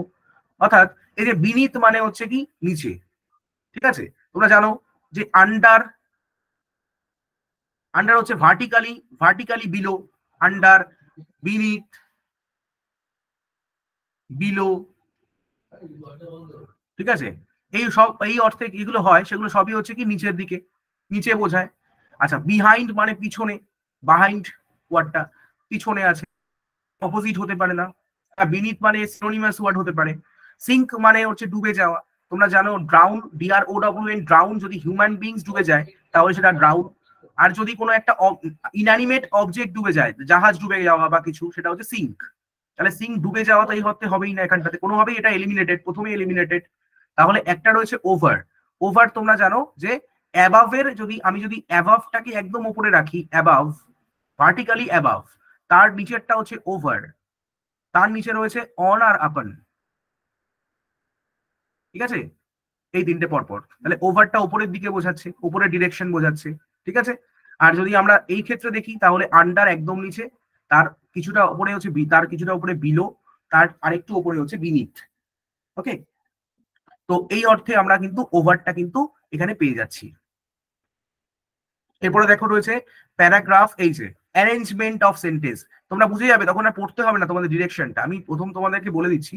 Sentences of a paragraph are given below in jumbled order, ওই যে অ্যারেঞ্জমেন্ট অফ সেন্টেন্স আর দেখার দরকার নেই। অ্যারেঞ্জমেন্ট মানে কোন মিনিংফুল অ্যারেঞ্জমেন্ট, এই যে order to form a meaningful and coherent paragraph, অর্থাৎ যেন এমন ভাবে পরপর হয় যাতে সেগুলো বোঝা যায় যে এটার পরে এটাই আসবে। তাহলে দেখে নি 7 নম্বরটা সাজিয়ে ফেলি। এবার প্রথম দেখো বলেছে হি রিপিটেড দি এক্সপেরিমেন্ট, অর্থাৎ সে যে তার এক্সপেরিমেন্টটা করছিল সেটা আবার সে পুনরাবৃত্তি করলো, আবার পুনরায় চেষ্টা করলো। ইনক্রিজিং দি অ্যামাউন্ট, এবং আরো এর জন্য ব্যয় বরাদ্দ বাড়ালো। আনটিল, আনটিল হচ্ছে একটা নেগেটিভ ওয়ার্ড, যতক্ষণ না পর্যন্ত, কারণ ওই জন্য আনটিল বা আনলেস যখন সেন্টেন্সে বসে তখন তারপরে কখনো নেগেটিভ লেখা যায় না। আনটিল হচ্ছে যতক্ষণ না পর্যন্ত he had weighed up to 1000 pounds, যতক্ষণ পর্যন্ত সে এই এত খরচার ব্যাপারটার দিকে গেল, ঠিক আছে, 1000 পাউন্ডস এর দিকে গেল, ঠিক আছে, ততক্ষণ পর্যন্ত সে কিন্তু মোটামুটি চেষ্টা চালিয়ে গেল। ওকে, তো এটা হচ্ছে প্রথম বাক্য হলো। আচ্ছা, ওয়েজ আপের ক্ষেত্রে হচ্ছে কি, তো কোন একটা সিচুয়েশন বা কোন একটা মানে কি বলতো, to assess a person or situation, এইরকম কোন একটা, এই ওয়েজ আপ হচ্ছে একটা ফ্রেজাল ভার্ব, যেটা কি বোঝায় যে কোন একটা কোনো পার্সনকে যদি অ্যাসেস করা, তার অ্যাসেসমেন্ট মানে বুঝতে পারো যে তোমার সেই পার্সনটার অ্যাসেসমেন্ট মানে তার মূল্যায়ন, বাংলা কথা হচ্ছে মূল্যায়ন। তো কোনো একটা পরিস্থিতির মূল্যায়ন কিংবা কোনো ব্যক্তি বিশেষের মূল্যায়নের ক্ষেত্রে ওয়েজড আপ বলি আমরা, ঠিক আছে। আচ্ছা, এটা হয়ে গেল প্রথম বাক্য। তারপরে দেখো ডিউরিং দ্য স্প্রিং অফ 1717, 1717 সালের স্প্রিং বা বসন্তের সময়ে দি iron Foundries in a motor district were often visited by a thin middle-aged man with a notebook, অর্থাৎ এই যে আয়রন ফাউন্ড্রিজ যেটা ছিল সেটা এটা রিমোট ডিস্ট্রিক্টে একটা আয়রন ফাউন্ড্রিজ ছিল, অর্থাৎ লোহার একটা ওই ফাউন্ড্রিজ থাকে আর কি, হ্যাঁ। তো সেইগুলোতে ফাউন্ড্রিজে, ঠিক আছে, কি হয়, ফাউন্ড্রি ম্যান, অনেকে তোমরা শুনেছো যে ফাউন্ড্রি ম্যান, যেখানে ওই মেটাল ফেটাল তৈরি হয় আর কি, ঠিক আছে। তো আয়রন ফাউন্ড্রিজে কি হচ্ছে, রিমোট ডিস্ট্রিক্টে were often visited by a, প্রায়শই সেখানে আসতো কে, একজন রোগা thin middle aged man with a notebook, notebook নিয়ে মানে নোট খাতা নিয়ে একজন মিডল এজেড ম্যান ওখানে আসতেন। Three cauldrons were next prepared under his directions, 3টে কড়াই তৈরি হয়েছিল তার ডিরেকশনে। আচ্ছা, নাম্বার 4 কি, he would weigh out 2 pounds of iron and have them heated till they were red hot and then weigh them again, বুঝতেই পারছো, যতক্ষণ না লাল হয়ে যাচ্ছে ততক্ষণ পর্যন্ত সে বলতো যে না তুমি কাজ এরকম করে যাও, ঠিক আছে, আয়রন তৈরি করার প্রসেস চালিয়ে যাও। অর্থাৎ বুঝতেই পারছো, তাহলে আমাদের যদি আমরা সিকোয়েন্সে সাজাই তাহলে পরপর সিকোয়েন্সে গেলে এটা কোনটা আগে হবে সেটা আমাদের দেখে নিতে হবে। প্রথম মানে আমরা দেখতেই পাচ্ছি যে কোনটা আগে হচ্ছে, দেখো যে ওখানে একজন ব্যক্তি তিনি কি করতেন, প্রথমত যে ওই ব্যক্তিকে তো আসতে হবে, প্রথমত একজন ব্যক্তি যিনি ওখানে আসতেন নোটবুক হাতে, অর্থাৎ এটা হয়ে যাবে 1 নম্বর, অর্থাৎ আমাদেরকে কি হবে 1 নম্বর এটা হয়ে গেল, আসতেন। আসার পরে তিনি কি করছেন, আসার পরে তিনি বলছেন যে তিনি যতক্ষণ না পর্যন্ত লোহাটা 2 পাউন্ড মোটামুটি হচ্ছে, যতক্ষণ না সেটা লাল হয়ে যাচ্ছে ততক্ষণ পর্যন্ত তিনি মোটামুটি চালিয়ে যাচ্ছেন, এটা তবে 2 নম্বরটা এটা হচ্ছে। 3 নম্বরে দেখো কোনটা হতে পারে, 3 নম্বর হচ্ছে কি, এই যে হি রিপিটেড দি এক্সপেরিমেন্ট, এই যে রিপিটেড মানেই হচ্ছে আবার তিনি রিপিট করছেন, তাহলে নিশ্চয়ই এই এক্সপেরিমেন্ট যেটা করেছেন সেটা আগে থাকবে, তাহলে এক্সপেরিমেন্ট তিনি নিশ্চয়ই 2 নম্বর এই যে ডি তে করেছেন, এবার এক্সপেরিমেন্টটা করছেন, আবার এক্সপেরিমেন্টটা করছেন, সেটা রিপিটেড যখন করছেন তখন 3 নম্বর আসছে। আর 4 নম্বর হচ্ছে কি এইটা, অর্থাৎ দেখতে পাচ্ছ এই অপশনটা কোথায় রয়েছে, নাম্বার 3, অর্থাৎ তোমাদের কিন্তু দুটো মেলালেই হয়ে যেত। দেখো এটা এলিমিনেটেড, প্রথম আমি বুঝতে হবে যে কি সেন্টেন্স কোনটা, কি সেন্টেন্স কিন্তু এখানটাতে আমাদের থার্ড সেন্টেন্সটা কি, সরি সেকেন্ড সেন্টেন্সটা কি সেন্টেন্স, তাহলে কি সেন্টেন্সে যখন আমি খুঁজে বের করতে পারলাম তখন হয়ে গেল আমাদের আনসারটা বেরিয়ে গেল। তারপরে আমাদের পরেরটা দেখো, বি এর পরে এখানটায় আমার সি আছে এলিমিনেটেড, বি এর পরে সি আছে আর বি এর পরে ডি আছে, তাহলে বি এর পরে যখন আমি বিটা চেক করলাম সঙ্গে সঙ্গে ডিটা চেক করলাম, সঙ্গে এটাও এলিমিনেটেড হয়ে গেল। তো এই এলিমিনেশন মেথডে কিন্তু এটা খুব তাড়াতাড়ি করে ফেলা যায়, শুধু আমাদের বুঝতে হবে যে মূল বাক্য কোনটা। মূল বাক্য যদি হয়, মূল বাক্য মনে করবে যে বাক্যটা স্বয়ং সম্পূর্ণ, অর্থাৎ ইন্ডিপেন্ডেন্ট, যে বাক্যটা তার উপর ডিপেন্ডেন্ট নেই, এই ইন্ডিপেন্ডেন্ট বাক্যটাই হবে হচ্ছে মূল বাক্য। ওকে, আচ্ছা, একই রকম ভাবে আমি এইটা পরেরটা দিয়েছে প্যাসিভ ভয়েসে করতে হবে। দেখো the companies board of directors will announce the final results at the annual meeting tomorrow. বুঝতেই পারছো, এটা উইল অ্যানাউন্স, তাহলে আমাদের আর কিছু দেখার দরকার নেই, উইল বি কোথায় আছে দেখতে হবে। আচ্ছা, দি ফিনান্সিয়াল রেজাল্টস কোথায় আছে সাবজেক্ট। আচ্ছা দেখো, প্রথম অপশনে বলেছে কি অ্যানাউন্সড, হবে না, অ্যানাউন্সড হবে না। আচ্ছা, উইল হ্যাভ বিন, এখানে তো উইল আছে, তাহলে উইল হ্যাভ বিন কখনো আসবে না। আচ্ছা, আর বিং কন্টিনিউয়াস ফর্মে নেই, হবে না, তাহলে কি হয়ে যাবে, number 4 is the correct answer. আমার দেখার দরকারই নেই, দেখো নাম্বার 4 এ উইল বি আছে। তাহলে আমরা কিন্তু কি দেখবো, জাস্ট এখানে দেখবো অক্সিলিয়ারি ভার্ব বা মোডাল অক্সিলিয়ারি যেটাই হোক না কেন সেটা কি আছে, মেন ভার্ব কি আছে, আর সাবজেক্ট প্রেডিকেট কোথায় আছে। সাবজেক্ট তো আমরা জানি, সাবজেক্ট আর মানে সাবজেক্ট আর অবজেক্ট ধরো, ঠিক আছে, অবজেক্ট, তাহলে এখানে প্যাসিভ ভয়েসে অবজেক্টটা চলে যাবে এখানটাতে আর সাবজেক্ট চলে যাবে এখানটাতে, ব্যাস এটা আমরা দেখে দেবো। সাবজেক্টটা অবজেক্টে চলে গেছে কিনা, অবজেক্টটা সাবজেক্টে চলে গেছে কিনা, এবং অক্সিলিয়ারি ভার্বটা কি পরিবর্তন হচ্ছে আর মেন ভার্বের কি পরিবর্তন হচ্ছে, ব্যাস এটুকু দেখে আমরা করে ফেলতে পারবো। এগুলো কিন্তু উইদিন সেকেন্ড হয়ে যাবে, কিন্তু একদম সময় নেবে না, খুব তাড়াতাড়ি আমরা কিন্তু করে ফেলতে পারবো। আর এদের অপশনটা এমন ভাবে থাকবে, তিনটে অপশন একদম আলাদা থাকবে, দেখো ভার্ব গুলোই আলাদা হয়ে গেছে, মানে এখানে ভার্বই আলাদা হয়ে গেছে, সুতরাং খুব তাড়াতাড়ি এলিমিনেট করে ফেলা যাবে। আচ্ছা, এখনকার দিনের প্রশ্নগুলো এরকমই হচ্ছে, আগে কিন্তু এরকম হতো না, আগে খুব কাছাকাছি অপশন থাকতো, এখন প্রশ্নগুলো একদমই তোমাদেরকে এরকমই দেওয়া হবে। সিলেক্ট দি ইনকারেক্টলি স্পেল, এই যে ইনকারেক্টলি স্পেল কোনটা ভুল আছে, বানান ভুল আছে, তাহলে এই টপিকটা আমি অলরেডি বলেছিলাম। এবার কি, the village beggars no longer ill at ease in the gathering of glittering dignitaries sat in their assigned rows and joked with vegetarian Brahmin apprentices.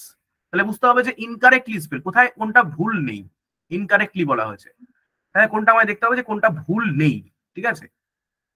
তাহলে দেখো কোনটা আমি দেখতে পাচ্ছি, দেখো এই যে গ্লিটারিং এর বানানটা দেখো ভালো করে, কোনটা ইনকারেক্টলি, তাহলে এই যে গ্লিটারিং GLITTER, কিন্তু এখানে রয়েছে GLITERR হয়ে গেছে, তাহলে দেখতেই পাচ্ছি এই বানানটা কিন্তু চোখে পড়ে যাচ্ছে, ঠিক আছে। বেগার্স বানান ঠিক আছে, এটা ঠিক আছে, এটা ঠিক আছে, এটা ঠিক আছে, কিন্তু ইনকারেক্টলি বলেছে, তাহলে এটাই আমার ভুল আছে, তাহলে এটাই আনসার।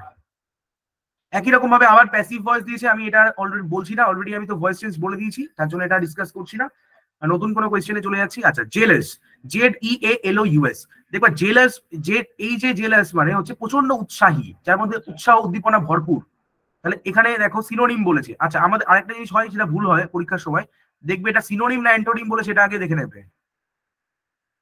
তো এখানে বলেছে আমাদের সিনোনিম, তাহলে সিনোনিম বুঝতেই পারছি যে কোনটা হবে, আমরা উৎসাহী, ইনডিফারেন্ট মানে উদাসীন, অ্যাপাথেটিক মানে উদাসীন্য, ঠিক আছে, ডিটাচড মানে একদম ওখান থেকে সরে যাওয়া, তাহলে একমাত্র পজিটিভ ওয়ার্ড কোনটা রয়েছে, এটা, তাহলে এনথুসিয়াস্ট।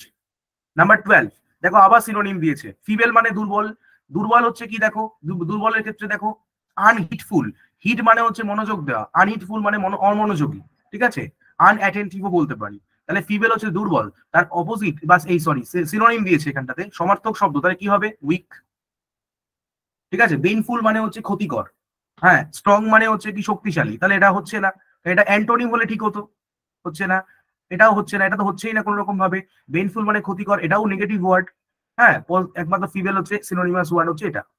আবার দেখো কারেক্ট, এই যে কারেক্ট স্পেলিং, অ্যাসোসিয়েশন, ঠিক আছে, দে ডিনাইড হ্যাভিং এনি অ্যাসোসিয়েশন, তাহলে অ্যাসোসিয়েশন বানানে এই যে বানানটা রয়েছে, এই আন্ডারলাইন ওয়ার্ডটার দেখো এখানে আবার কারেক্টলি স্পেলড, টপিক গুলো দেখো সবই কিন্তু যা বলেছি অলরেডি সেগুলো রিফ্লেক্টেড হচ্ছে, হ্যাঁ। অ্যাসোসিয়েশন বানানটা কি, ASSO, অ্যাসোসিয়েশন, ঠিক আছে, তাহলে বুঝতে হবে অ্যাসোসিয়েশন বানানটা আমাদের কোনটা ঠিক আছে, ASSOCIATION, number 1 is the correct answer. এটা খুব মাইনুটলি দেখতে হবে কিন্তু, ASSOCIATION,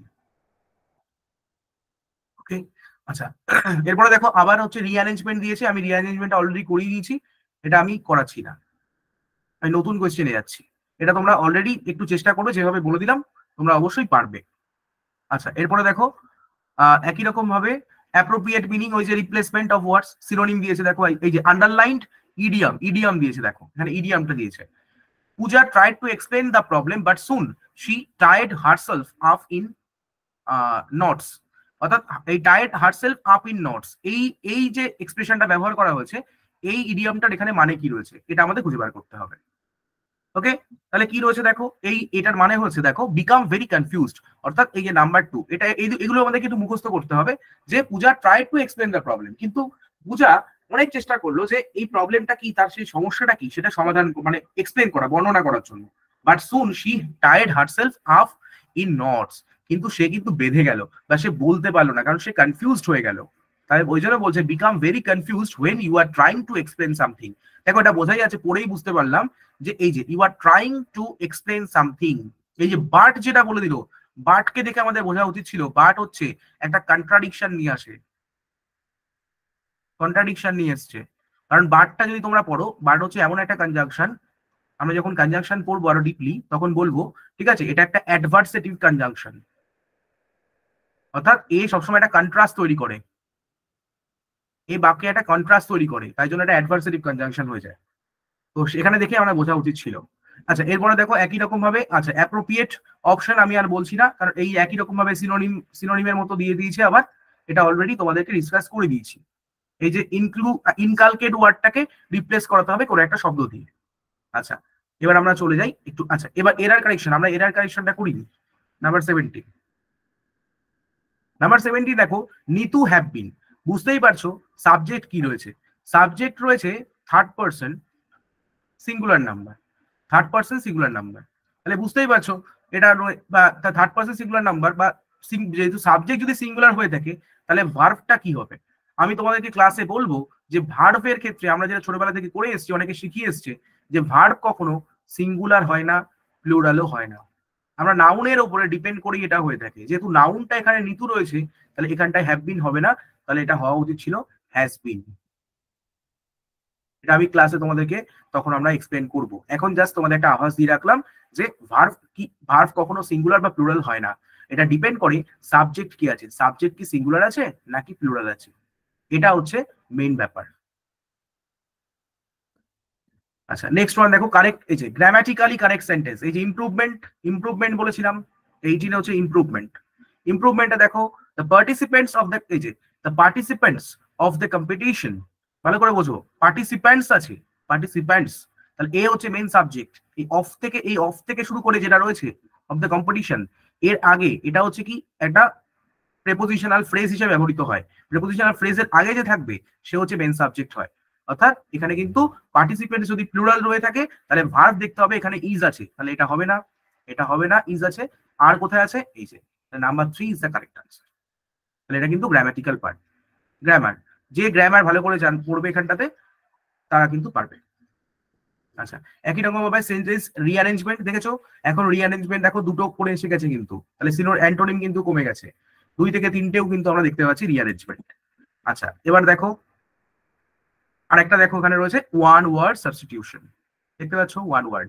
a thing fit to be eaten, বা fit to eat, to be eaten, যেটা আমরা খেতে পারবো যে জিনিসটা। কিউরেবল মানে হচ্ছে কি, যেটা কিওর বা নিরাময় করা সম্ভব, সেটা হচ্ছে কিউরেবল। ডাইজেস্টেবল মানে যেটা ডাইজেস্ট করা যায়, হজম করা যায়। এলিজিবল মানে তোমরা জানো, এডিবল যে জিনিসটা হবে সেটা হচ্ছে খাওয়ার যোগ্য, এডিবল। এডিবল ফুডস ইউজ করা হয়, এডিবল ফুড আমরা ব্যবহার করি, এডিবল ফুডস এরকম ব্যবহার করা হয়। তো এই অর্থে কিন্তু edible, fit to be eaten এটা। আর এটা লাস্টে যে টপিকটা রয়েছে দেখতে পাচ্ছ, এটা রয়েছে তোমাদের, এটাই হচ্ছে ক্লোজ টেস্ট, এটা হচ্ছে ক্লোজ টেস্ট। ওকে, দেখো, human life is dash a unique blazing which in turn depends on the dash of the self. He who is not aware of the self can neither have peace nor can he foster peaceful coexistence. অর্থাৎ human life হচ্ছে কি, আমাদের একটা মানে এমন একটা human life যে মানুষ হয়ে যে জন্মেছি, এটাই আমাদের কাছে একটা ইউনিক ব্লেজিং বা আশীর্বাদ সহ।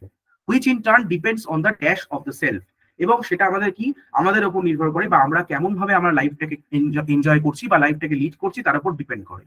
He who is not aware of the self can neither have peace nor he foster peaceful coexistence. অর্থাৎ যার জীবনে যে নিজের ব্যাপারে সচেতন নয়, তার জীবনে কখনো শান্তিও আসতে পারে না, বা সে কোনো একটা শান্তিপূর্ণ সহাবস্থানও আসতে পারে না। We have to link our soul with God. আমাদের আত্মাকে ভগবানের সাথে কানেক্ট করতে হবে, গডের সাথে, ঠিক আছে, অলমাইটির সাথে কানেক্ট করতে হবে। and body with the physical world of substance, এবং বডিকে ফিজিক্যাল ওয়ার্ল্ডের সাথে, ঠিক আছে। Dash the formless God is visible to the naked eye. Our mind often wonders where it goes, ঠিক আছে। অর্থাৎ এই যে একটা ভগবান মানে গডের সাথে নিজেদের সোলকে কানেক্ট করা, এই ব্যাপারটা কিন্তু এখানে বলা হয়েছে। এবং our mind often wonders আমাদের মনটা কিন্তু এক জায়গায় স্থির হতে পারে না, ঠিক আছে, আমাদের মনটা সদা চঞ্চল, ঠিক আছে। এবার দেখো dash we are unable to develop any love for the divine. এই জন্যই কি হয়, আমরা ডিভাইন এন্টিটির জন্য কখনো কোনো একটা ভালো কিছু তৈরি করতে পারি না। And religion like the white light of heavens, ঠিক আছে, একটা সাদা আলোর মতো, ঠিক আছে, multi colour fragmentations by the prisms of men and losses is gravity, ঠিক আছে। Instead of uniting it becomes a major dividing force. অর্থাৎ রিলিজিয়ন কি হচ্ছে দেখো, religion like the white light of heavens, ঠিক আছে, হোয়াইট লাইট মানে স্বর্গের একটা আলোর মতো এসে কি করে, ওরা একটা প্রিজমে যেমন বিভিন্ন আলোগুলো ছিন্ন বিচ্ছিন্ন হয়ে যায়, বিভিন্ন দিকে ছড়িয়ে পড়ে, একই রকম ভাবে রিলিজিয়ান তো সেটাই বলছে আর কি, রিলিজিয়ান সেটাই করে থাকে। ইনস্টেড অফ ইউনাইটিং, আমাদেরকে সংহতি বা সবাই মিলে একসাথে থাকার পরিবর্তে ইট becomes a major dividing force, আস্তে আস্তে আমাদের মধ্যে কিন্তু এটা একটা বিভেদ তৈরি করে দেয়। ফ্রেঞ্চ ফিলোসফার টেইল হার্ডি ইনি কি বলেছিলেন, thinking deeply on meaning of our existence and relationship with the divine expounds, we are not human beings having a spiritual experience, we are spiritual beings having a human experience. অর্থাৎ আমরা spiritual beings এবং যাদের একটা human experience রয়েছে, অর্থাৎ মানবিক একটা অভিজ্ঞতা রয়েছে, ঠিক আছে। এইটা বলা হয়েছে পুরো প্যাসেজে। এই প্যাসেজটা খুব তাড়াতাড়ি আমাদের বুঝে নিতে হবে। এবার দেখো 1-2 করে এখানে ইয়ে রয়েছে, ঠিক আছে, তাহলে আমাদের বুঝতে হবে হিউম্যান লাইফ ইজ বলেছে, তাহলে ইজ এর পরে অবশ্যই কনসিডার্ড হবে, এটা প্যাসিভে রয়েছে।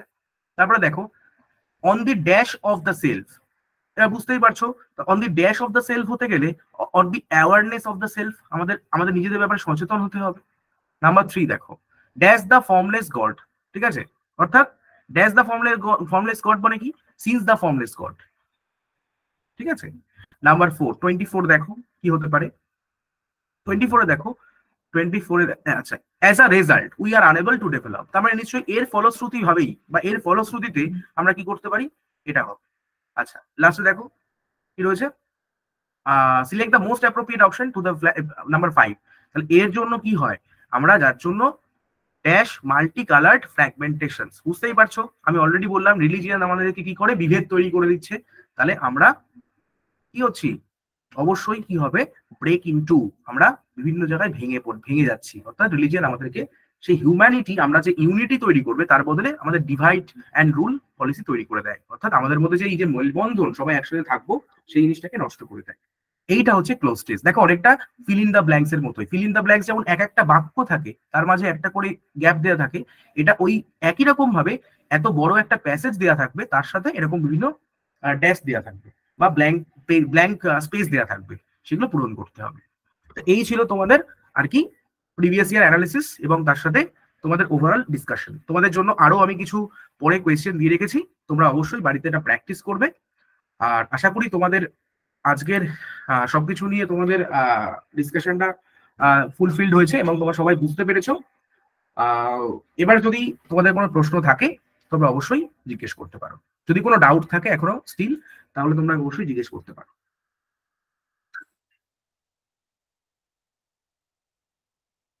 যদি বোঝানো বা এই রিলেটেড যদি কোনো প্রবলেম থাকে আগে জিজ্ঞেস করতে পারো। আচ্ছা স্যার যদি থাকেন তাহলে স্যার যদি কিছু করতে চান, স্যার তোমাদের যদি কিছু জিজ্ঞাসা থাকে তাহলে বলো, না হলে আমি স্যারকে হ্যান্ড ওভার করে দেবো। হ্যাঁ পিডিএফ দিয়ে দেবো, স্যার আছেন তোমাদের এইটুকু করতে হবে না, ব্রেকস হবে না, ব্রেক ইনটু হবে, ভেঙে যাচ্ছে তো বিভিন্ন সেগমেন্টে ভেঙে যাচ্ছে না, ব্রেক ইনটু হবে।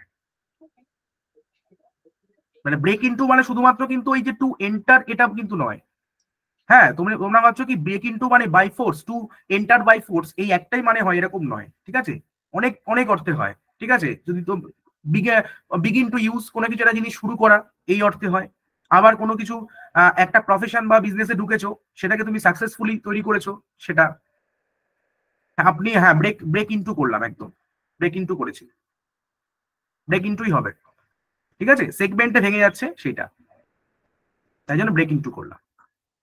ওকে, কুইটটা আবার বলবো স্যার আমি 2000, আচ্ছা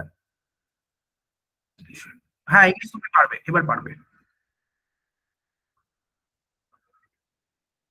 আচ্ছা 20টা বলবো, 20 কি ছিল 20, আচ্ছা 20 বলেছিল a thing fit to be eaten, অর্থাৎ যেটা খাওয়ার যোগ্য, that is called edible. Edible parts of, তোমরা যদি সায়েন্সেও পড়েছো এডিবল পার্টস, ঠিক আছে, edible parts of potato, edible parts of ধর অন্য কিছু একটা সবজির নাম দিয়ে দিল, তাহলে এডিবল মানে হচ্ছে যেটা খাওয়ার যোগ্য সেই জায়গাটা। ঠিক আছে, তাহলে কোনো ডাউট আশা করি নেই। এনটিপিসি তে ইংলিশ আছে না? এনটিপিসি তে নেই।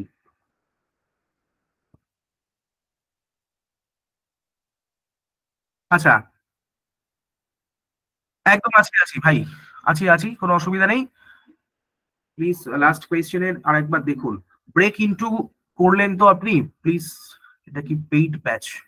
হ্যাঁ, ব্রেক বললাম তো, ওটা কনসাসলি আমি বলেছি। ঠিক আছে, এই যে lights of heaven break into multi coloured fragmentations, অর্থাৎ ভেঙে যাচ্ছে, ব্রেকস হবে না।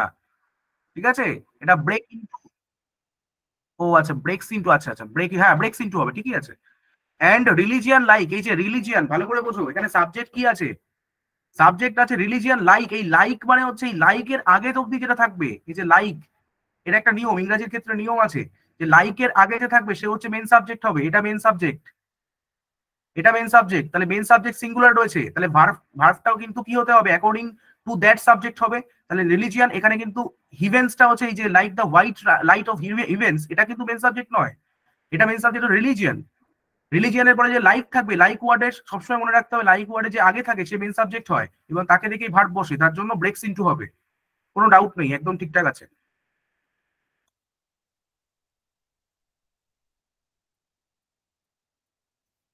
হ্যাঁ ওটা বলে দেবো। হোমোনিমটা হচ্ছে সমচ্চারিত ভিন্নার্থক শব্দ, ঠিক আছে, একই উচ্চারণ হবে কিন্তু অর্থ আলাদা হবে, এটাই।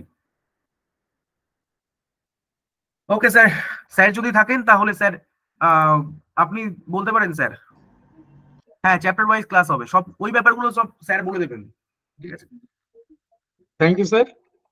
হ্যাঁ ওকে স্যার। 1.5 ঘন্টারও বেশি প্রায় যে স্যার বলছিলেন, আমি আশা করি যেটা বলছিলাম একদম ক্লাসটা শুরু হওয়ার লাস্ট যে কথাটা বললাম, যে নিশ্চয়ই ক্লাসটা করার পর তোমাদের কাছে একটা অন্যরকম ফিডব্যাক আশা করব। আমি জানি না সেটা তোমরাই ভালো বলতে পারবে। তো গ্রুপটা দেখো ওপেন আছে, একটু প্লিজ যদি তোমরা ডিটেলসে বলো, মানে যাদের মনে হচ্ছে আমার সময় নেই আমি এত লিখতে পারবো না, আমি বলবো স্কিপ করে যাও, লেখার দরকার নেই। কিন্তু 4 জন লেখো, 4 জন দাও, অ্যাটলিস্ট 2-3টে লাইন লেখো, 2টো লাইন অন্তত লেখো। আমি বলবো সবাই লেখার দরকার নেই, একটু ওয়েট করে যাও, আমি কোড শেয়ার করে দেবো। ঠিক 2 মিনিট আমি গ্রুপটা ওপেন রাখছি, 2 মিনিটের মধ্যে আমি কোড শেয়ার করে দেবো। এবার যদি মনে হচ্ছে হ্যাঁ সেই রকম কেউ আছো যারা মনে হচ্ছে একটু ফিডব্যাক দিতে পারবে, তার একটু লেখো। এরকম বলো না ভালো স্যার, থ্যাংক ইউ স্যার। আবারও বলছি যে যাদের মনে হচ্ছে এত শর্টে লিখতে পারবে তারা প্লিজ ফিডব্যাক দিও না, তারা প্লিজ ওয়েট করে যাও। 2 মিনিট ওয়েট করতে পারবে না? তোমার মূল্যবান সময় থেকে 2 মিনিট সময় আমাকে দাও, আমি খুব খুশি হব। 2 মিনিট ওয়েট করে যাও। যদি কেউ ফিডব্যাক দিতে চাও একটু দিতে পারো, অ্যাটলিস্ট 1-2টো লাইন লেখো, 1-2টো লাইন, মানে আমি বলছি না তোমাকে ভালোই বলতে হবে বা ভালোই করতে হবে, তোমার যেটা মনে হয়েছে আলটিমেট তুমি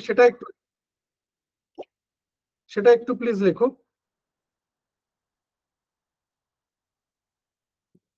মানে আমি বলবো যে একদম এই এরকমও করো না দারুণ, খুব ভালো, এটাতে কিছু বোঝা যায় না, এটাতে কিছু বোঝা যায় না। মানে তোমার পার্টিকুলার কোন জায়গাগুলো ভালো লেগেছে? স্যার তো অনেকগুলো পার্ট ডিসকাস করলেন, সিলেবাসটাকে এত সুন্দর করে এতটা সময় নিয়ে বোঝালেন, এটা বারবার বলছিলেন যে আমরা ক্লাসে যখন শুরু হয়ে যাবে তখন কিন্তু এইগুলো পাবে না। তারপরে এই যে অ্যানালিসিস যে পার্টটা এখন আমরা দেখতে পাচ্ছি যে প্রত্যেকটা আহ, তোমার টপিক ওয়াইজ কতগুলো কি কোশ্চেন আসে, কোন কোন এক্সামের জন্য কেমন কি, দেন কিছু আমরা প্রিভিয়াস ইয়ারের কোশ্চেন দেখলাম। তো এই পয়েন্ট অফ ভিউ থেকে বলছি যে একটু যদি তোমরা ডিটেলস শেয়ার করো। আমি আর 1টা মিনিট সময় নেবো মাত্র, ধরো 42 হয়েছে, 43 কমপ্লিট হয়ে গেলে আমরা ফিডব্যাকের এই জায়গাটা বন্ধ করে দেবো, দিয়ে কোড শেয়ার করে আজকের মতো ক্লাস আমাদের বন্ধ হবে। আগামীকাল জিওগ্রাফি ক্লাস থাকবে, আগামীকাল রাত 8টা থেকে জিওগ্রাফি ক্লাস থাকবে। জিওগ্রাফি মানে তোমার সমস্ত কিছুর জন্য ইম্পর্টেন্ট, সেটা তুমি রেল বলো বা স্টাফ সিলেকশন কমিশন বলো বা আদার্স যে কোনো এক্সাম। মেইনলি আমাদের এই এই কোর্সটা টোটালি কিন্তু স্টাফ সিলেকশন কমিশন বা রেলকে টার্গেট করে রয়েছে। রাজদীপ, আবার তোমাকে তাহলে ব্লক করতে হবে, এই যা, মানে তুমি জানো না যে কোথায় কোনটা শেয়ার করা যায়। আননেসেসারি কোনো কিছু শেয়ার করো না প্লিজ, সেক্ষেত্রে আমাকে ব্লক করতে হবে।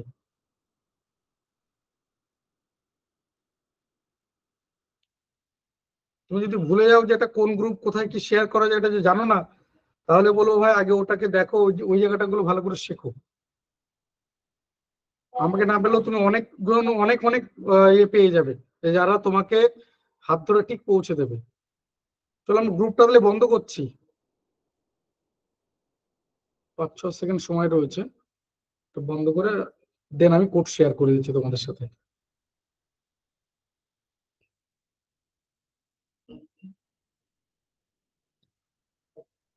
থ্যাংক ইউ সবাইকে যারা ফিডব্যাক শেয়ার করলে, সবাইকে অসংখ্য ধন্যবাদ যারা ফিডব্যাক শেয়ার করলে। আর আরেকটা কথা যেটা বলতে চাইছি, আগামীকাল যেটা বলছিলাম যে জিওগ্রাফি ক্লাস রয়েছে, মিস করবে না ক্লাস। সেক্ষেত্রে তুমি মানে বলতে পারো অনেক কিছু মিস করে যেতে পারো, কারণ আগামীকালকের ক্লাসটা দেখলে বুঝতে পারবে, বা তোমার সেই ডেপথ, মানে আমরা ধরো জিওগ্রাফি পড়িনি এমন কেউ নেই, জিওগ্রাফি জানি না আমরা এমন কেউ নেই, কিন্তু আগামীকালকের ক্লাস করার পর যখন ফিডব্যাক নেবো তখন তুমি এই কথাটা বলবে হয়তো আমাকে, যে হ্যাঁ এইভাবে জিওগ্রাফি ক্লাস করিনি। আমরা সবাই জিওগ্রাফি জানি, আমরা সবাই জিওগ্রাফি ক্লাস করেছি, কিন্তু এইভাবে হয়তো কেউ জিওগ্রাফি ক্লাস করিনি। কোডটা শেয়ার করেছি, দেখো কোডটার ক্ষেত্রে বলে রাখি, দেখলে বুঝতে পারবে। জাস্ট 2টো ওয়ার্ড বা 3টে ওয়ার্ড রয়েছে এরকম, এটা কিন্তু তোমাকে লিখতে হবে। শুধুমাত্র স্ক্রিনশট বা ছবি তুলে পাঠালে কিন্তু হবে না, আমি বারবার বলছি, তারপর তুমি কন্টিনিউ মেসেজ করে যাবে, হবে না। এবং এটা ধরো 10টা, এখন 45 বাজে, আমাকে মানে নেক্সট 15-20 মিনিটের মধ্যে পাঠিয়ে দেবে, অর্থাৎ এই ক্লাসটা শেষ করার পর আমি 15 মিনিট টাইম দেবো। তারপর যদি কারোর কোড আসে, সেক্ষেত্রে কিন্তু তোমার সেই কোড অ্যাকসেপ্ট হবে না। কারণ এটা, এই কথাগুলো কেন বলছি, স্ক্রিনশট পাঠাবে না, ছবি তুলে পাঠাবে না, কারণ এটা কিন্তু ম্যানুয়ালি হবে না, এটা পুরোপুরি সফটওয়্যার দিয়ে করা হবে। তো সফটওয়্যারে যেখানে এগুলো সেট করা রয়েছে সেখানেও এই কোডটা দেওয়া আছে। এবার তুমি যখন এই কোডটাকে আমাকে লিখে পাঠাবে, তখন কিন্তু যেই ম্যাচ করবে যে হ্যাঁ এটা ঠিকঠাক পাঠিয়েছে, তখনই তোমার কাছে রেকর্ডিং ভিডিও পিডিএফ নোটস চলে যাবে। ছবি তুললে বা স্ক্রিনশট নিয়ে পাঠালে ওটা কিন্তু সফটওয়্যার রিড করতে পারে না, একটা ছবিকে রিড করতে পারে না, একটা স্ক্রিনশটকে রিড করতে পারে না। তাই ওটা যদি তুমি ছবি তুলে পাঠাও, সেক্ষেত্রে তোমার কাছে যাবে না। আমি ধরে নিচ্ছি যে আমি এটা আর 5 মিনিট পর শেষ হয়ে যাবে, তারপর ধর আমি 10টা 10 বা 15 পর্যন্ত ওপেন রাখলাম, অর্থাৎ 10টা 15 আমি ওই কোডটাকে সেট করে দিলাম।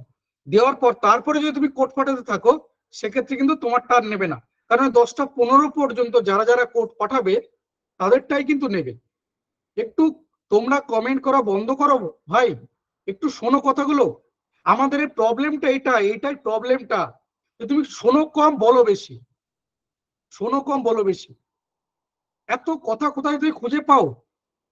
একটু তো শুনতে হয়, একটু। সবকিছু যদি বিক্রি করে দাও তাহলে থাকবে কি তোমার কাছে? কদিন বয়স হলো, কন্টিনিউ মেসেজ করে যাচ্ছ, এরপরে গিয়ে ভুলভাল করে যাবে, তারপরে সারাক্ষণ ধরে মেসেজ করে যাবে যে স্যার এখনো পর্যন্ত পেলাম না।